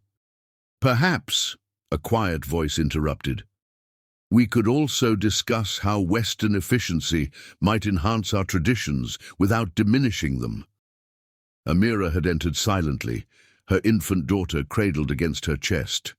She settled gracefully beside Abigail, adjusting her designer abaya with one hand while balancing the baby with the other, a picture of modern Arab womanhood. Sister, Karima began diplomatically, there are centuries of wisdom in our ways. Yes, Amira agreed, and centuries of wisdom in being able to adapt. Did not our ancestors trade with cultures across the world, incorporating what was valuable while maintaining their core beliefs? The tension in the room shifted as other women nodded thoughtfully. Abigail felt a surge of gratitude for her future sister-in-law's intervention. Later that evening, she found Abdul in his study, surrounded by hospital documents, but distracted by a small wooden box on his desk. Another puzzle box, she asked, recognizing the intricate craftsmanship, a gift from the village artisan who made Tommy's box. Abdul's eyes crinkled with affection. He said it represents our journey, each layer revealing something new, each solution leading to another challenge. Abigail settled into what had become her chair, tucked into the corner of his massive desk. Speaking of challenges, your aunt thinks I need at least 6 months of cultural training before I'm fit to be seen in public as your wife. Abdul set aside his papers, giving her his full attention. And what do you think? I think, she chose her words carefully, that there's value in both preserving tradition and embracing change, like what we're doing at the hospital, finding ways to honor ancient wisdom while implementing modern solutions. His expression softened with pride. Tell me more. Well, take the pediatric wing. We've incorporated traditional healing gardens and prayer rooms, but we've also installed the most advanced medical technology available. The children receive both modern treatments and traditional remedies, validated by our research team. It's not about choosing one way over another, it's about finding the best of both. Abdul rose, moving to stand behind her chair. His hands settled on her shoulders, thumbs working out the tension she hadn't realized she was carrying. Apply that wisdom to our situation. Abigail leaned back into his touch. I want to learn your traditions, to understand and respect them. But I also want to show that being Western doesn't mean being disrespectful. That change doesn't have to mean loss.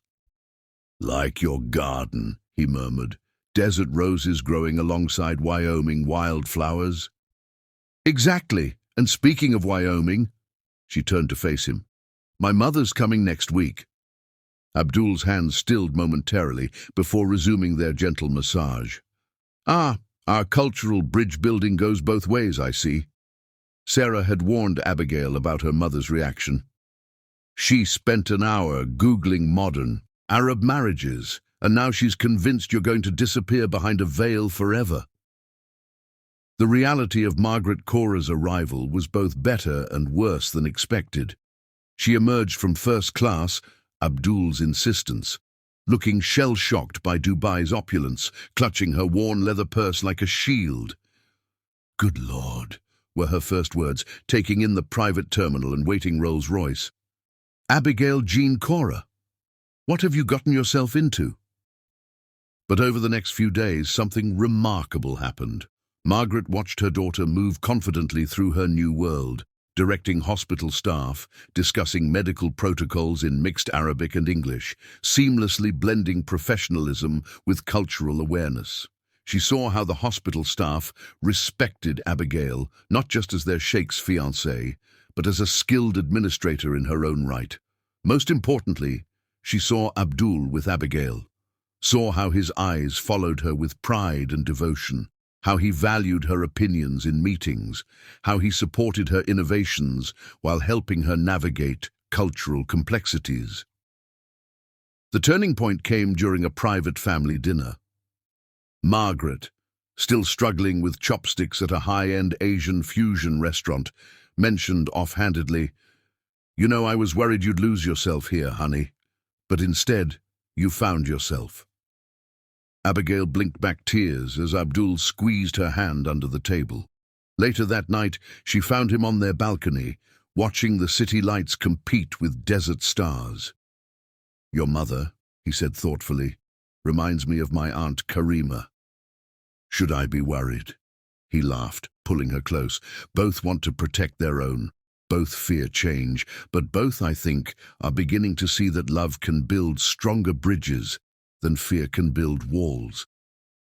As if to prove his point, they discovered Margaret and Karima in the garden the next morning, bent over a shared tablet computer. Karima was teaching Margaret to use a translation app, while Margaret was showing Karima pictures of Wyoming wildflowers that might thrive in desert soil. The hospital's pediatric wing became another unexpected bridge. Margaret, a retired kindergarten teacher, spent hours with the young patients, teaching them English nursery rhymes while learning Arabic ones in return. She worked with the child life specialists to develop programs that incorporated both Western and Eastern approaches to helping children cope with hospitalization. "You see," Abigail said to Abdul, watching her mother teach a giggling group of nurses to make paper snowflakes, "cultural integration goes both ways." Their wedding plans evolved the same way, a celebration that would honor both their traditions while creating something uniquely their own. When Abigail suggested incorporating Wyoming wildflowers into the traditional Arab wedding rituals, Karima surprisingly approved. "But," the older woman insisted, "you must learn the proper way to wear a wedding abaya. Some traditions cannot be changed."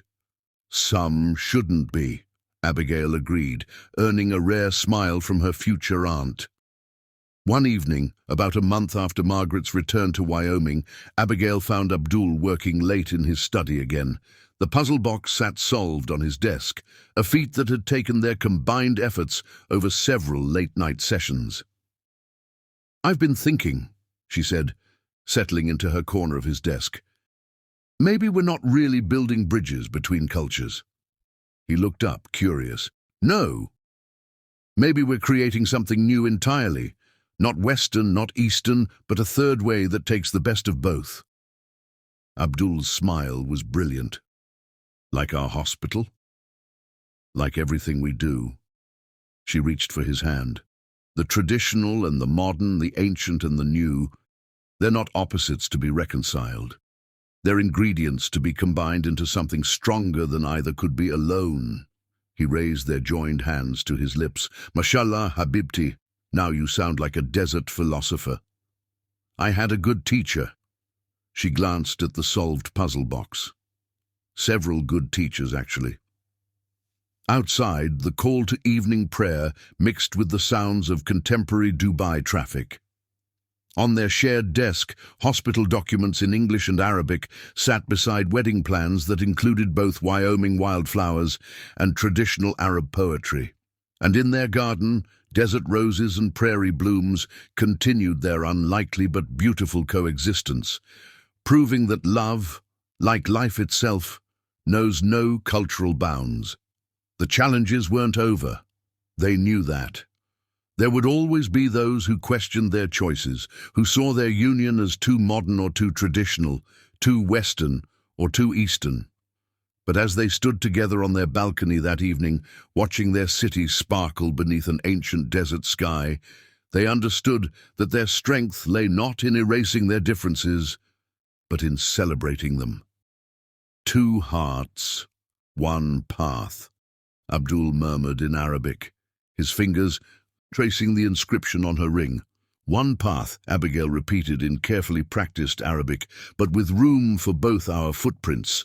And in that moment, under stars that had witnessed countless stories of love transcending boundaries, they knew they were writing a new chapter, not just in their own lives, but in the ongoing story of how hearts build bridges that cultures alone cannot. Chapter 9.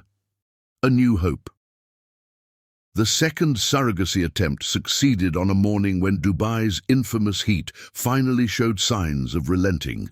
Abigail sat in Dr. Rashid's office, her hand clasped tightly in Abdul's, as they watched the ultrasound monitor flicker to life.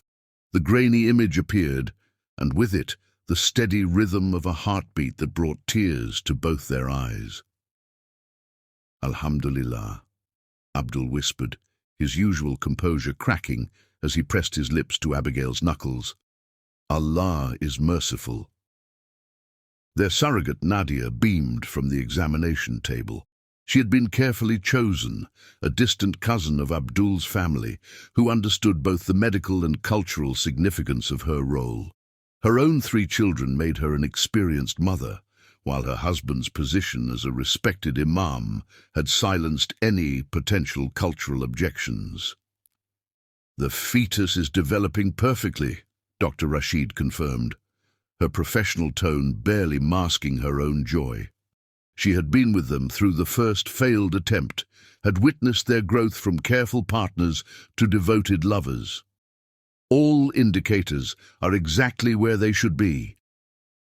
The news spread through the family like a joyous sandstorm. Within hours, the palace was buzzing with celebration preparations. Abigail found herself swept into traditional ceremonies she hadn't even known existed, each one marking another milestone in their journey to parenthood.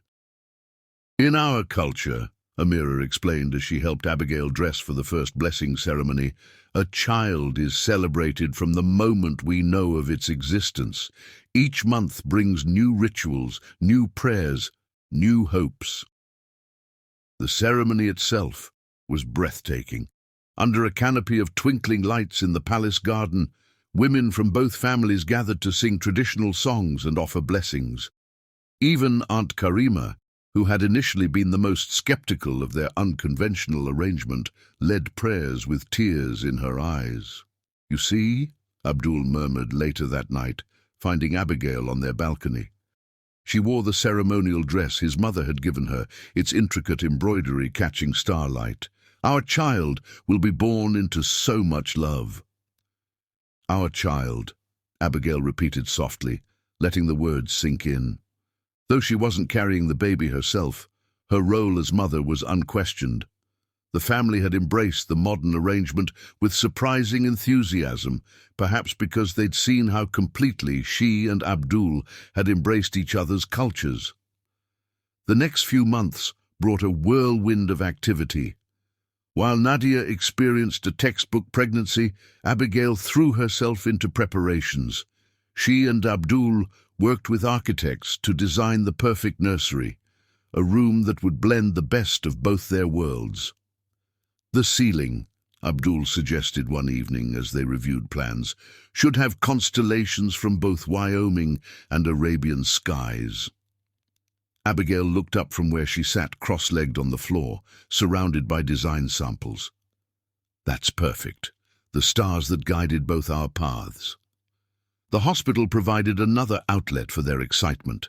They created a new prenatal program that combined Western medical practices with traditional Arabian birthing wisdom. Nadia became their first participant, helping them refine protocols that would serve families from all backgrounds. "See how the traditional herbs complement modern vitamins," Abigail explained to a group of visiting doctors. "We're not choosing between approaches. We're finding ways to enhance both." Abdul, watching from the doorway, felt his heart swell with pride. His fiancée had become more than just a bridge between cultures. She was helping create an entirely new approach to healthcare that honored both tradition and innovation. The pregnancy's 4th month brought a new ceremony, this one led by Abdul's grandmother. The elderly matriarch, who rarely left her private quarters, insisted on blessing Abigail herself. "Come here, Binti," she beckoned, using the Arabic word for my daughter. Her gnarled hands settled on Abigail's head as she recited prayers passed down through generations. Then, switching to carefully practiced English, she added, "You bring new light to old ways. This is good." That night, unable to sleep, Abigail found Abdul in his study. He'd been writing again, poetry that attempted to capture their journey. "Listen to this," he said, drawing her onto his lap. His voice took on that musical quality she loved as he read in Arabic, then translated, "In the desert's heart, where ancient stars meet modern dreams, a new life stirs. Not born of one world or another, but of both and therefore richer. Like rain blessing parched earth, love transforms all it touches." Abigail wiped away tears as he finished. "That's beautiful. Will you teach our child poetry?"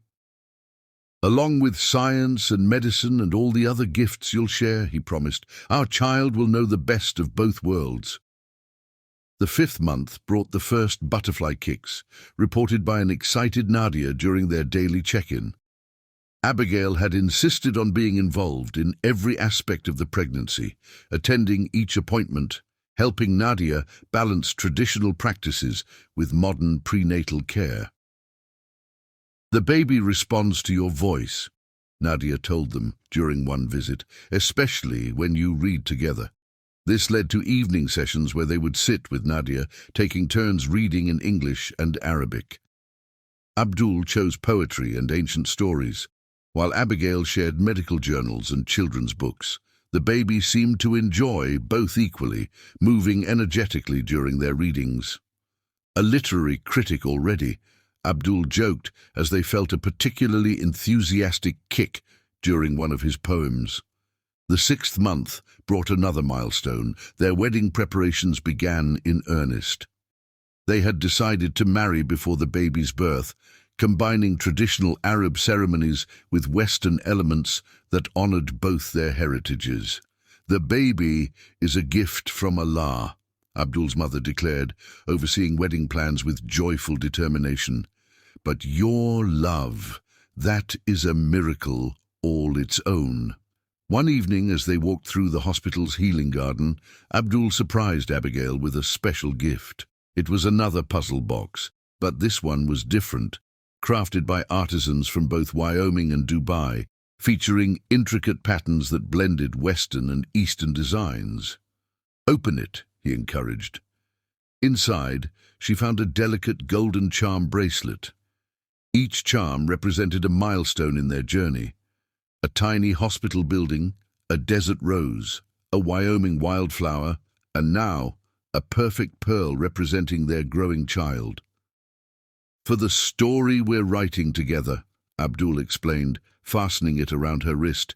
"Each charm a chapter, each chapter a blessing." The 7th month brought a flurry of activity as they finalized both wedding and nursery preparations. The nursery walls now featured hand-painted murals depicting scenes from both their cultures, Arabian Nights merging seamlessly with Wyoming landscapes. Traditional Arabic lullabies played alongside Western classical music, creating a symphony of cultural harmony.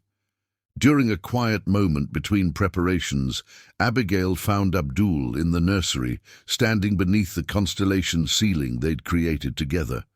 "What are you thinking?" she asked, wrapping her arms around him from behind. "About how far we've come," he replied, turning to hold her. "From that first meeting in Wyoming to here, Allah's plans are truly greater than our own." They stood together, surrounded by the physical manifestation of their blended lives. Prayer beads hanging beside modern baby monitors, traditional swaddling cloths folded next to organic onesies, both cultures represented in perfect balance. Our child will never have to choose, Abigail realized aloud. They'll inherit the richness of both worlds. And create something new from them, Abdul agreed, just as we have.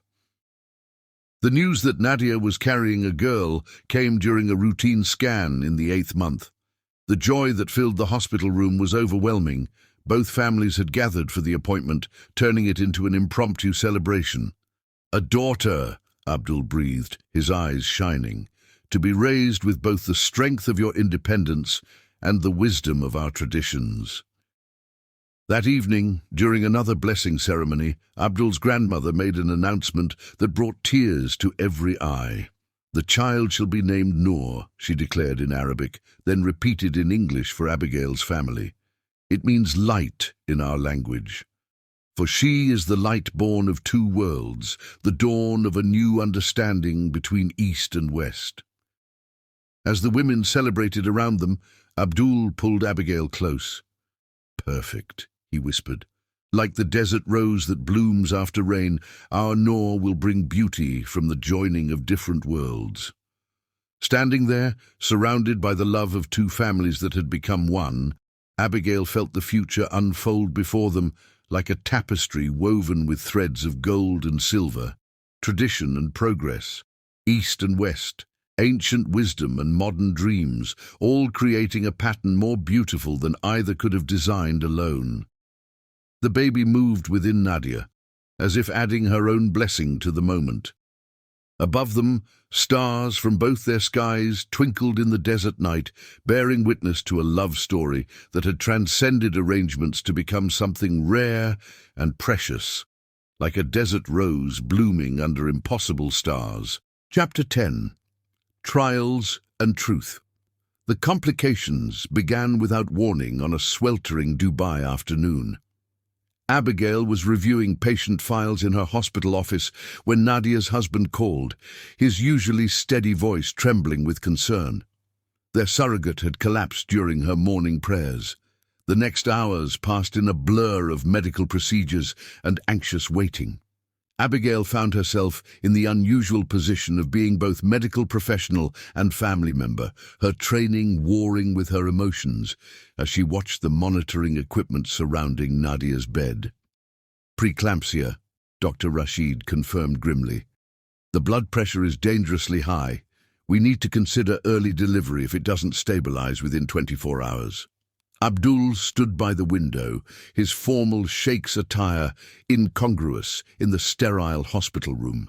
He'd been in the middle of a crucial investment meeting when Abigail's text arrived, but had left without explanation, his priorities crystal clear. "She's only at 32 weeks, he said quietly, his voice carrying the weight of both medical knowledge and personal fear. "The risks are significant," Dr. Rashid finished, "but less dangerous than waiting if the preeclampsia worsens." Nadia stirred on the bed, her face peaceful despite the crisis surrounding her. "Allah's will," she murmured, reaching for both their hands. "The baby is strong. I feel it." The next day brought a parade of specialists, each offering different opinions on the best course of action. Traditional healers consulted with modern doctors, while both families maintained a constant vigil of prayer and support. Abigail found herself translating not just between languages, but between medical philosophies. "The traditional herbs might help," she suggested during one tense consultation, "if we can verify they won't interact with the Western medications." Abdul watched her navigate these complexities with pride, despite his worry. She had grown so natural in bridging their worlds, finding ways to honor both without compromising either. On the third day, as dawn painted the desert sky in shades of rose and gold, Nadia's condition deteriorated rapidly. Her blood pressure spiked dangerously, and protein levels in her urine indicated advancing kidney stress. "We can't wait any longer," Dr. Rashid announced. "We need to perform an emergency C-section." The hospital burst into controlled chaos as preparations began. Abigail found herself torn between professional instincts and personal terror. She knew the statistics for babies born at 32 weeks, good, but not without risks. She knew the advanced capabilities of their NICU, which she had helped design. But knowledge provided cold comfort when it was your own child's life hanging in the balance. Abdul found her in the hospital's prayer room, her head bowed not in traditional prayer, but in desperate hope. Without a word, he sank to his knees beside her on the prayer mat. "In times like these," he said softly, "we are reminded that some things are beyond our control. Modern medicine, traditional wisdom, they can only take us so far. The rest—" He reached for her hand. "The rest we must trust to something greater than ourselves." Abigail leaned into his strength, letting tears fall freely. "I'm scared, Abdul. All my medical training, all our preparations make us better prepared than most," he finished. "But they don't make us less human, less vulnerable to fear and hope." He brushed away her tears with gentle fingers. "Do you remember what my grandmother said when she blessed the nursery? That love is the strongest medicine. And we have that in abundance, Habibti, from both our families, from our staff, from each other." He helped her to her feet. "Now let's go welcome our daughter."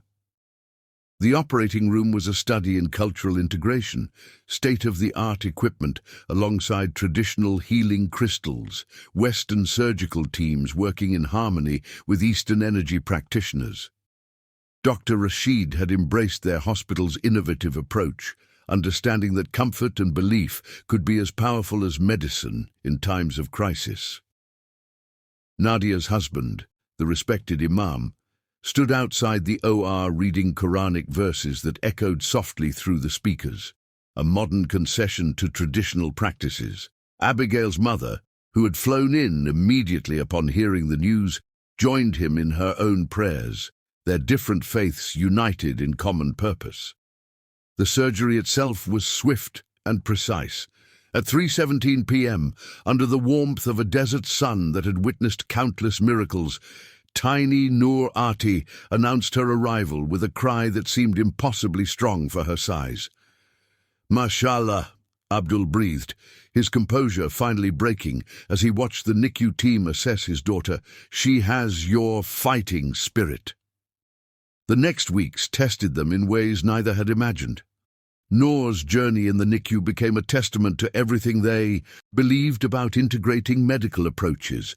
Traditional massage techniques proved as valuable as modern incubators. Ancient breathing practices worked alongside oxygen therapy. Prayer and medicine, East and West, old and new, all focused on helping their tiny warrior grow stronger. Abigail practically lived in the NICU. Her role as hospital administrator temporarily delegated to focus on more important matters. She learned to perform kangaroo care while participating in conference calls, to read medical charts while reciting Arabic prayers, to be both medical professional and anxious mother. Abdul's transformation was equally profound. The powerful Sheikh who commanded boardrooms and managed billion-dollar investments could be found at odd hours singing soft lullabies to his daughter, telling her stories in mixed Arabic and English, promising her the moon and stars and everything in between. "Watch," Fatima whispered to Amira one evening, nodding toward where Abdul sat beside the incubator, reading poetry to Noor while Abigail dozed nearby. "He's not even wearing his formal robes. No one else has ever seen him so human." The hospital staff witnessed another side of their administrators during this time. They saw the couple's unwavering support of each other, their seamless integration of cultural practices, their willingness to try any combination of treatments that might help their daughter thrive. "They're living what they've been teaching us," one nurse observed. "That healing comes in many forms, and love speaks all languages." Noor's progress was steady, but painfully slow. Each milestone, breathing without assistance, maintaining her temperature, taking her first drops of milk, was celebrated by an ever-growing extended family. Hospital staff found excuses to visit the NICU, bringing both medical support and personal encouragement. One particularly difficult night, when Noor's oxygen levels had dipped dangerously low, Abigail found unexpected comfort from Aunt Karima. The traditionalist matriarch arrived wearing her finest abaya, carrying ancient remedies and modern medical journals. "Your dedication to our ways has earned you the right to blend them with yours," she declared, helping prepare a traditional compress while monitoring the oxygen readouts. "The child is blessed to have both." Days turned to weeks, marked by small victories and occasional setbacks.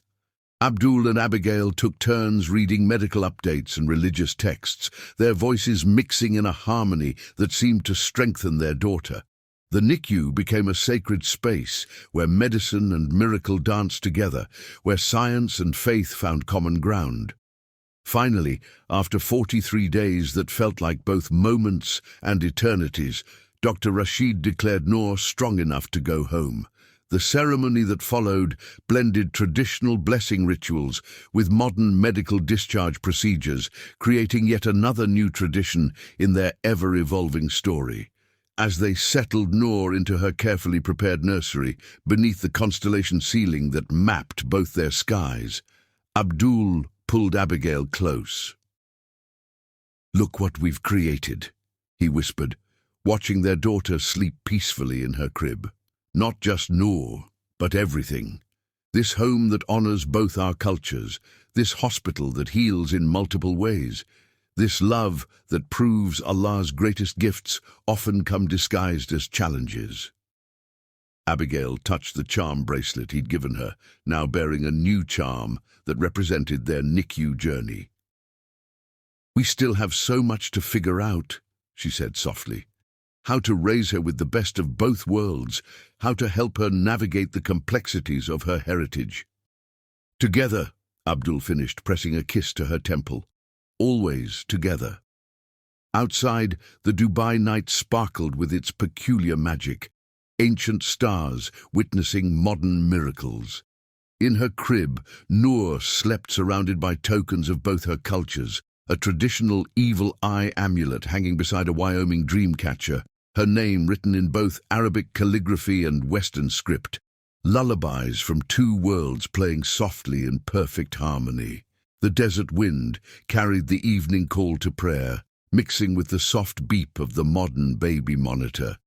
And in that moment, watching their miracle child sleep while the world's oldest and newest songs mingled in the air, Abdul and Abigail understood that they had created something unprecedented, a love story that transcended arrangement, a family that bridged worlds, and a future that promised to be as limitless as the desert sky above them. Chapter 11. Love's Revelation. The desert night stretched endless and diamond bright above them as Abdul's private helicopter cut through the darkness. Noor, now 3 months old and thriving, slept peacefully in Abigail's arms, unfazed by the rhythm of the rotors. Their destination was a mystery to her. Abdul had simply appeared at the end of her hospital rounds, eyes twinkling, with secrets. "Trust me," he'd said, helping her into the aircraft. "There's something I need to show you." Looking at him now, silhouetted against the cockpit lights, Abigail marveled at how much had changed. The formal Sheikh who had first proposed their arrangement had evolved into something far more complex, still commanding and respected in the business world, but also a father who spent hours making silly faces at their daughter, a partner who left poetry hidden in her medical journals. The helicopter began its descent, and Abigail gasped as she recognized their location. The remote village where Abdul had first proposed, where their love had first been acknowledged under desert stars. But something was different. Lights twinkled across the dunes, creating patterns she didn't remember. "Welcome to Al Hayat's new medical center," Abdul said proudly as they touched down. Your designs, implemented while you were focused on Noor's NICU stay. I wanted to surprise you." The village had transformed. The small clinic, she remembered, had expanded into a proper medical facility, but one that maintained perfect harmony with its desert surroundings. Traditional architecture housed modern equipment, while healing gardens bloomed improbably in the desert night. "This is—" Abigail struggled for words as they walked through the facility, Noor still sleeping contentedly against her chest. "Your vision," Abdul finished. "The perfect integration of Western medicine and Eastern wisdom, just as you designed. The staff has been implementing your protocols for months." They toured the facility, where every detail reflected their shared philosophy. Prayer rooms adjacent to operating theaters, traditional healers consulting with Western-trained doctors, even a small NICU modeled after the one that had saved their daughter's life. "But this isn't why I brought you here tonight," Abdul said softly as they finished the tour. He led them to a familiar dune where a Bedouin tent had been erected. Inside, cushions and carpets created an intimate space, lit by traditional lanterns. "Do you remember this spot?" he asked, helping her settle with Noor. "Of course, this is where you first told me you loved me." Abdul smiled, reaching into his robes to withdraw a familiar object, the puzzle box he'd given her so long ago in Wyoming. "Open it," he encouraged. The box clicked open easily now, muscle memory making the complex sequence simple. Inside lay a collection of paper scrolls, each tied with golden thread. "What are these?" "Every poem I've written since meeting you," Abdul explained, his voice soft with emotion. "I've been saving them for this moment." He took the first scroll, unrolling it carefully. The paper was high-quality parchment, his elegant Arabic script flowing across it like water. "This one," he said, "I wrote the night you first arrived in Dubai." As he read, his voice took on that musical quality that still made her heart skip. "She comes like dawn to desert darkness, bringing light to shadows I didn't know I lived in. Allah's greatest gifts often arrive disguised as simple business arrangements." One by one, he shared the poems, each marking a milestone in their journey. The night they first worked late in his study, the morning she'd mastered her first Arabic medical terms, the day they'd learned of Noor's impending arrival, the long nights in the NICU when faith and medicine danced together. "And this," he said finally, reaching for the last scroll, "I wrote tonight." But before he could read it, a small sound interrupted. Noor, stirring against Abigail's chest. They both watched, enchanted, as their daughter blinked awake, taking in the unfamiliar surroundings with the curious gaze that reminded them so much of Abigail's analytical mind. "Perfect timing, little one," Abdul smiled, shifting closer to cradle them both. "You should hear this too." He began to read, translating as he went. "In the space between stars where worlds collide, where ancient wisdom meets modern dreams, I found a love that defies definition.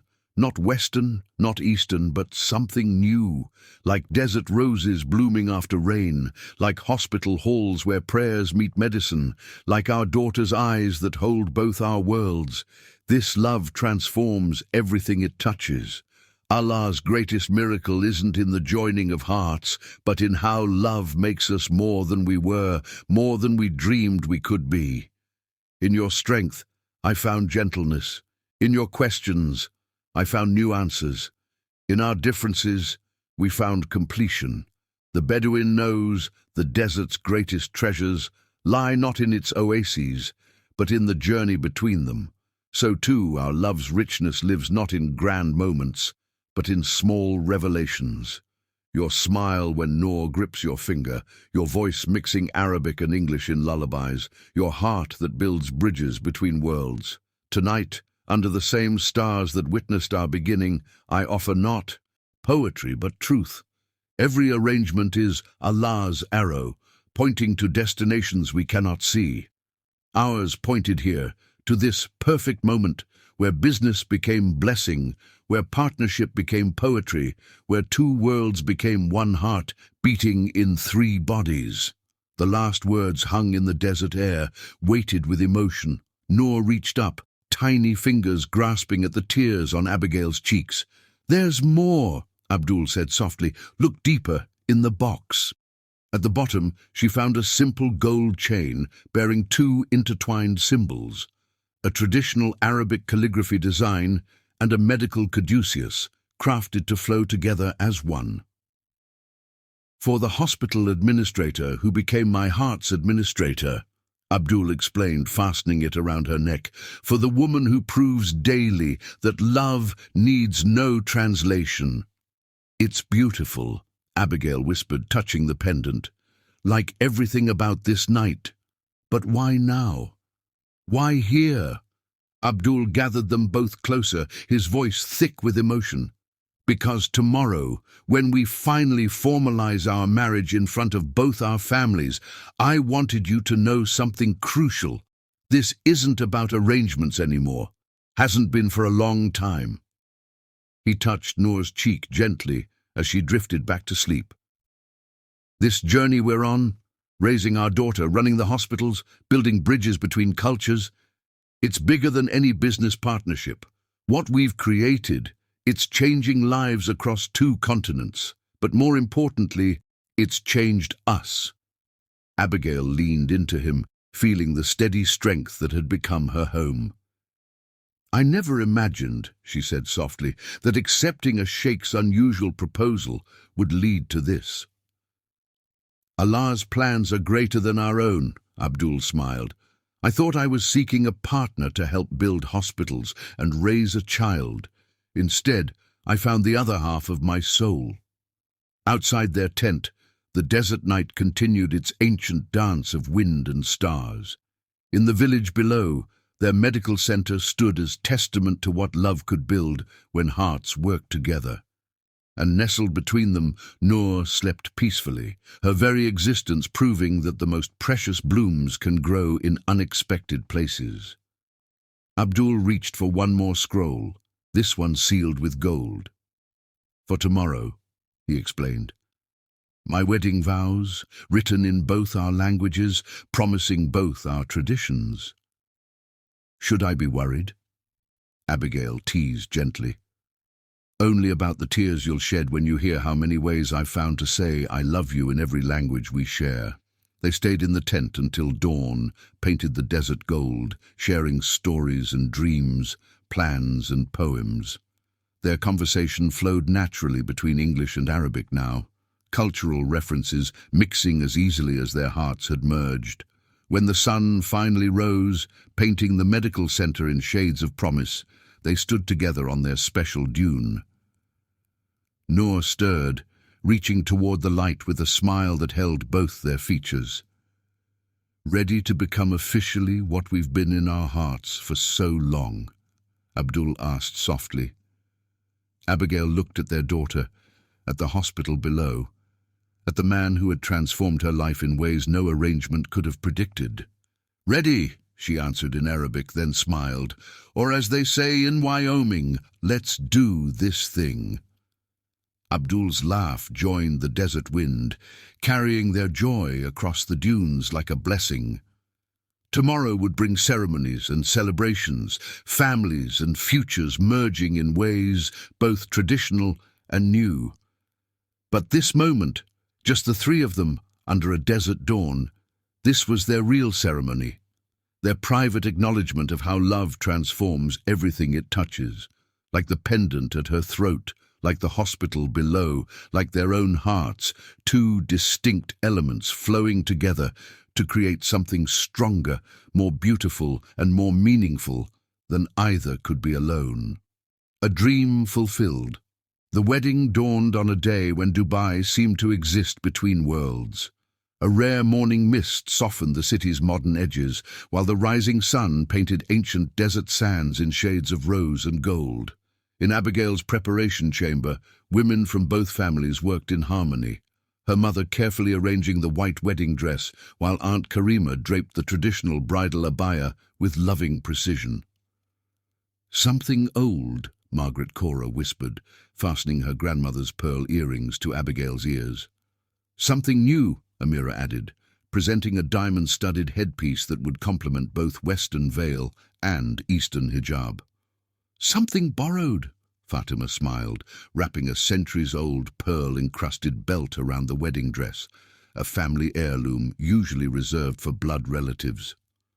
Something blue, Abdul's grandmother finished in careful English, pressing an ancient sapphire ring into Abigail's palm.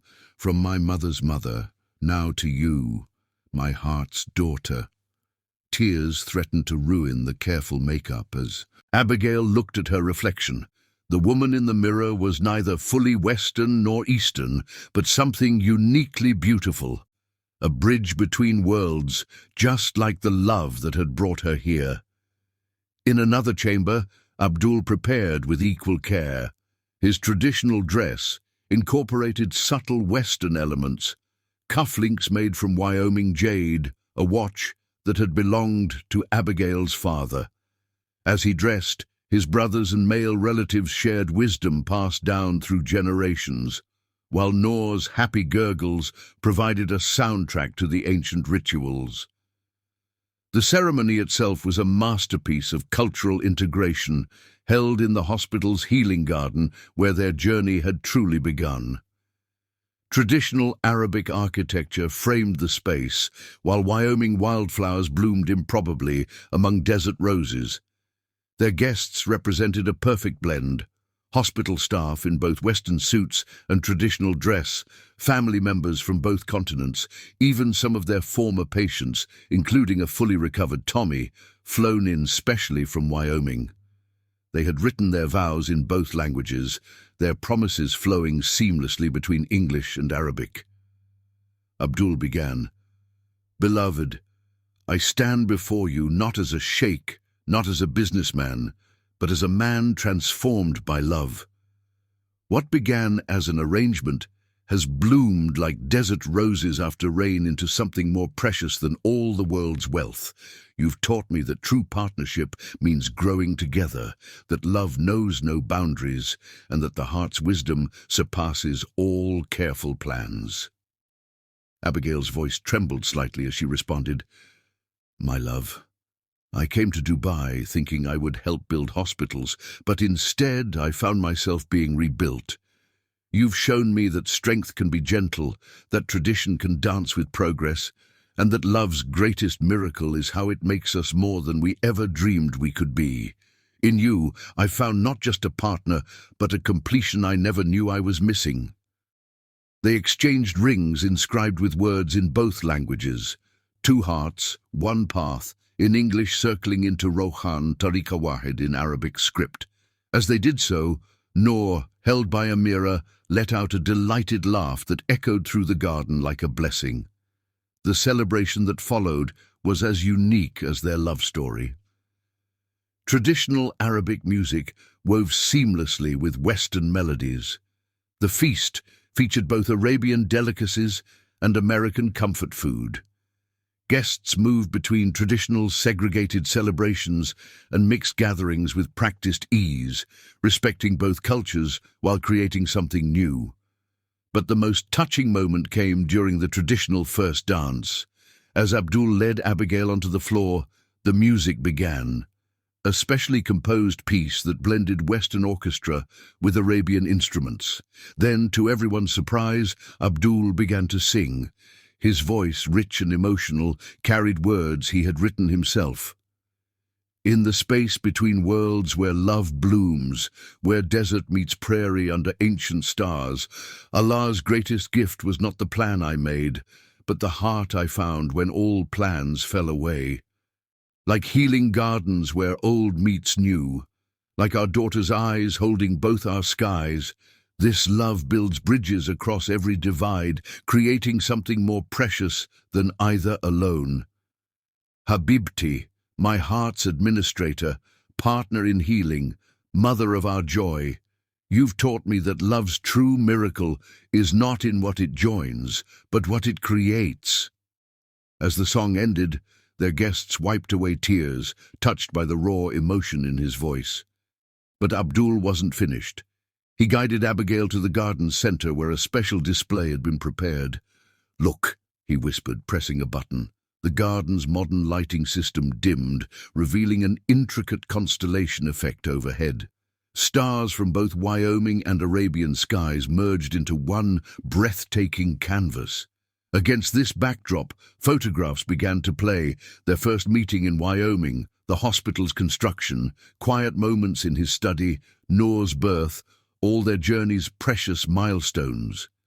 "Our story," Abdul said softly, holding her close, "written in the stars and in our hearts."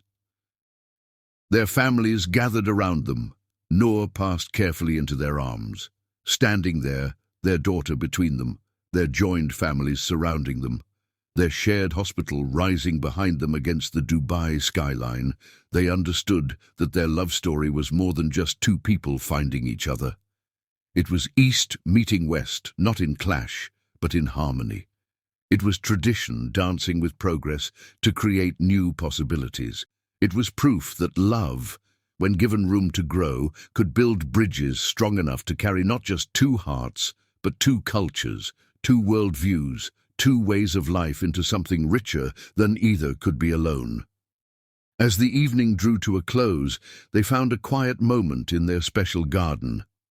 Noor slept peacefully between them, one tiny hand clutching Abdul's finger while the other held Abigail's pendant.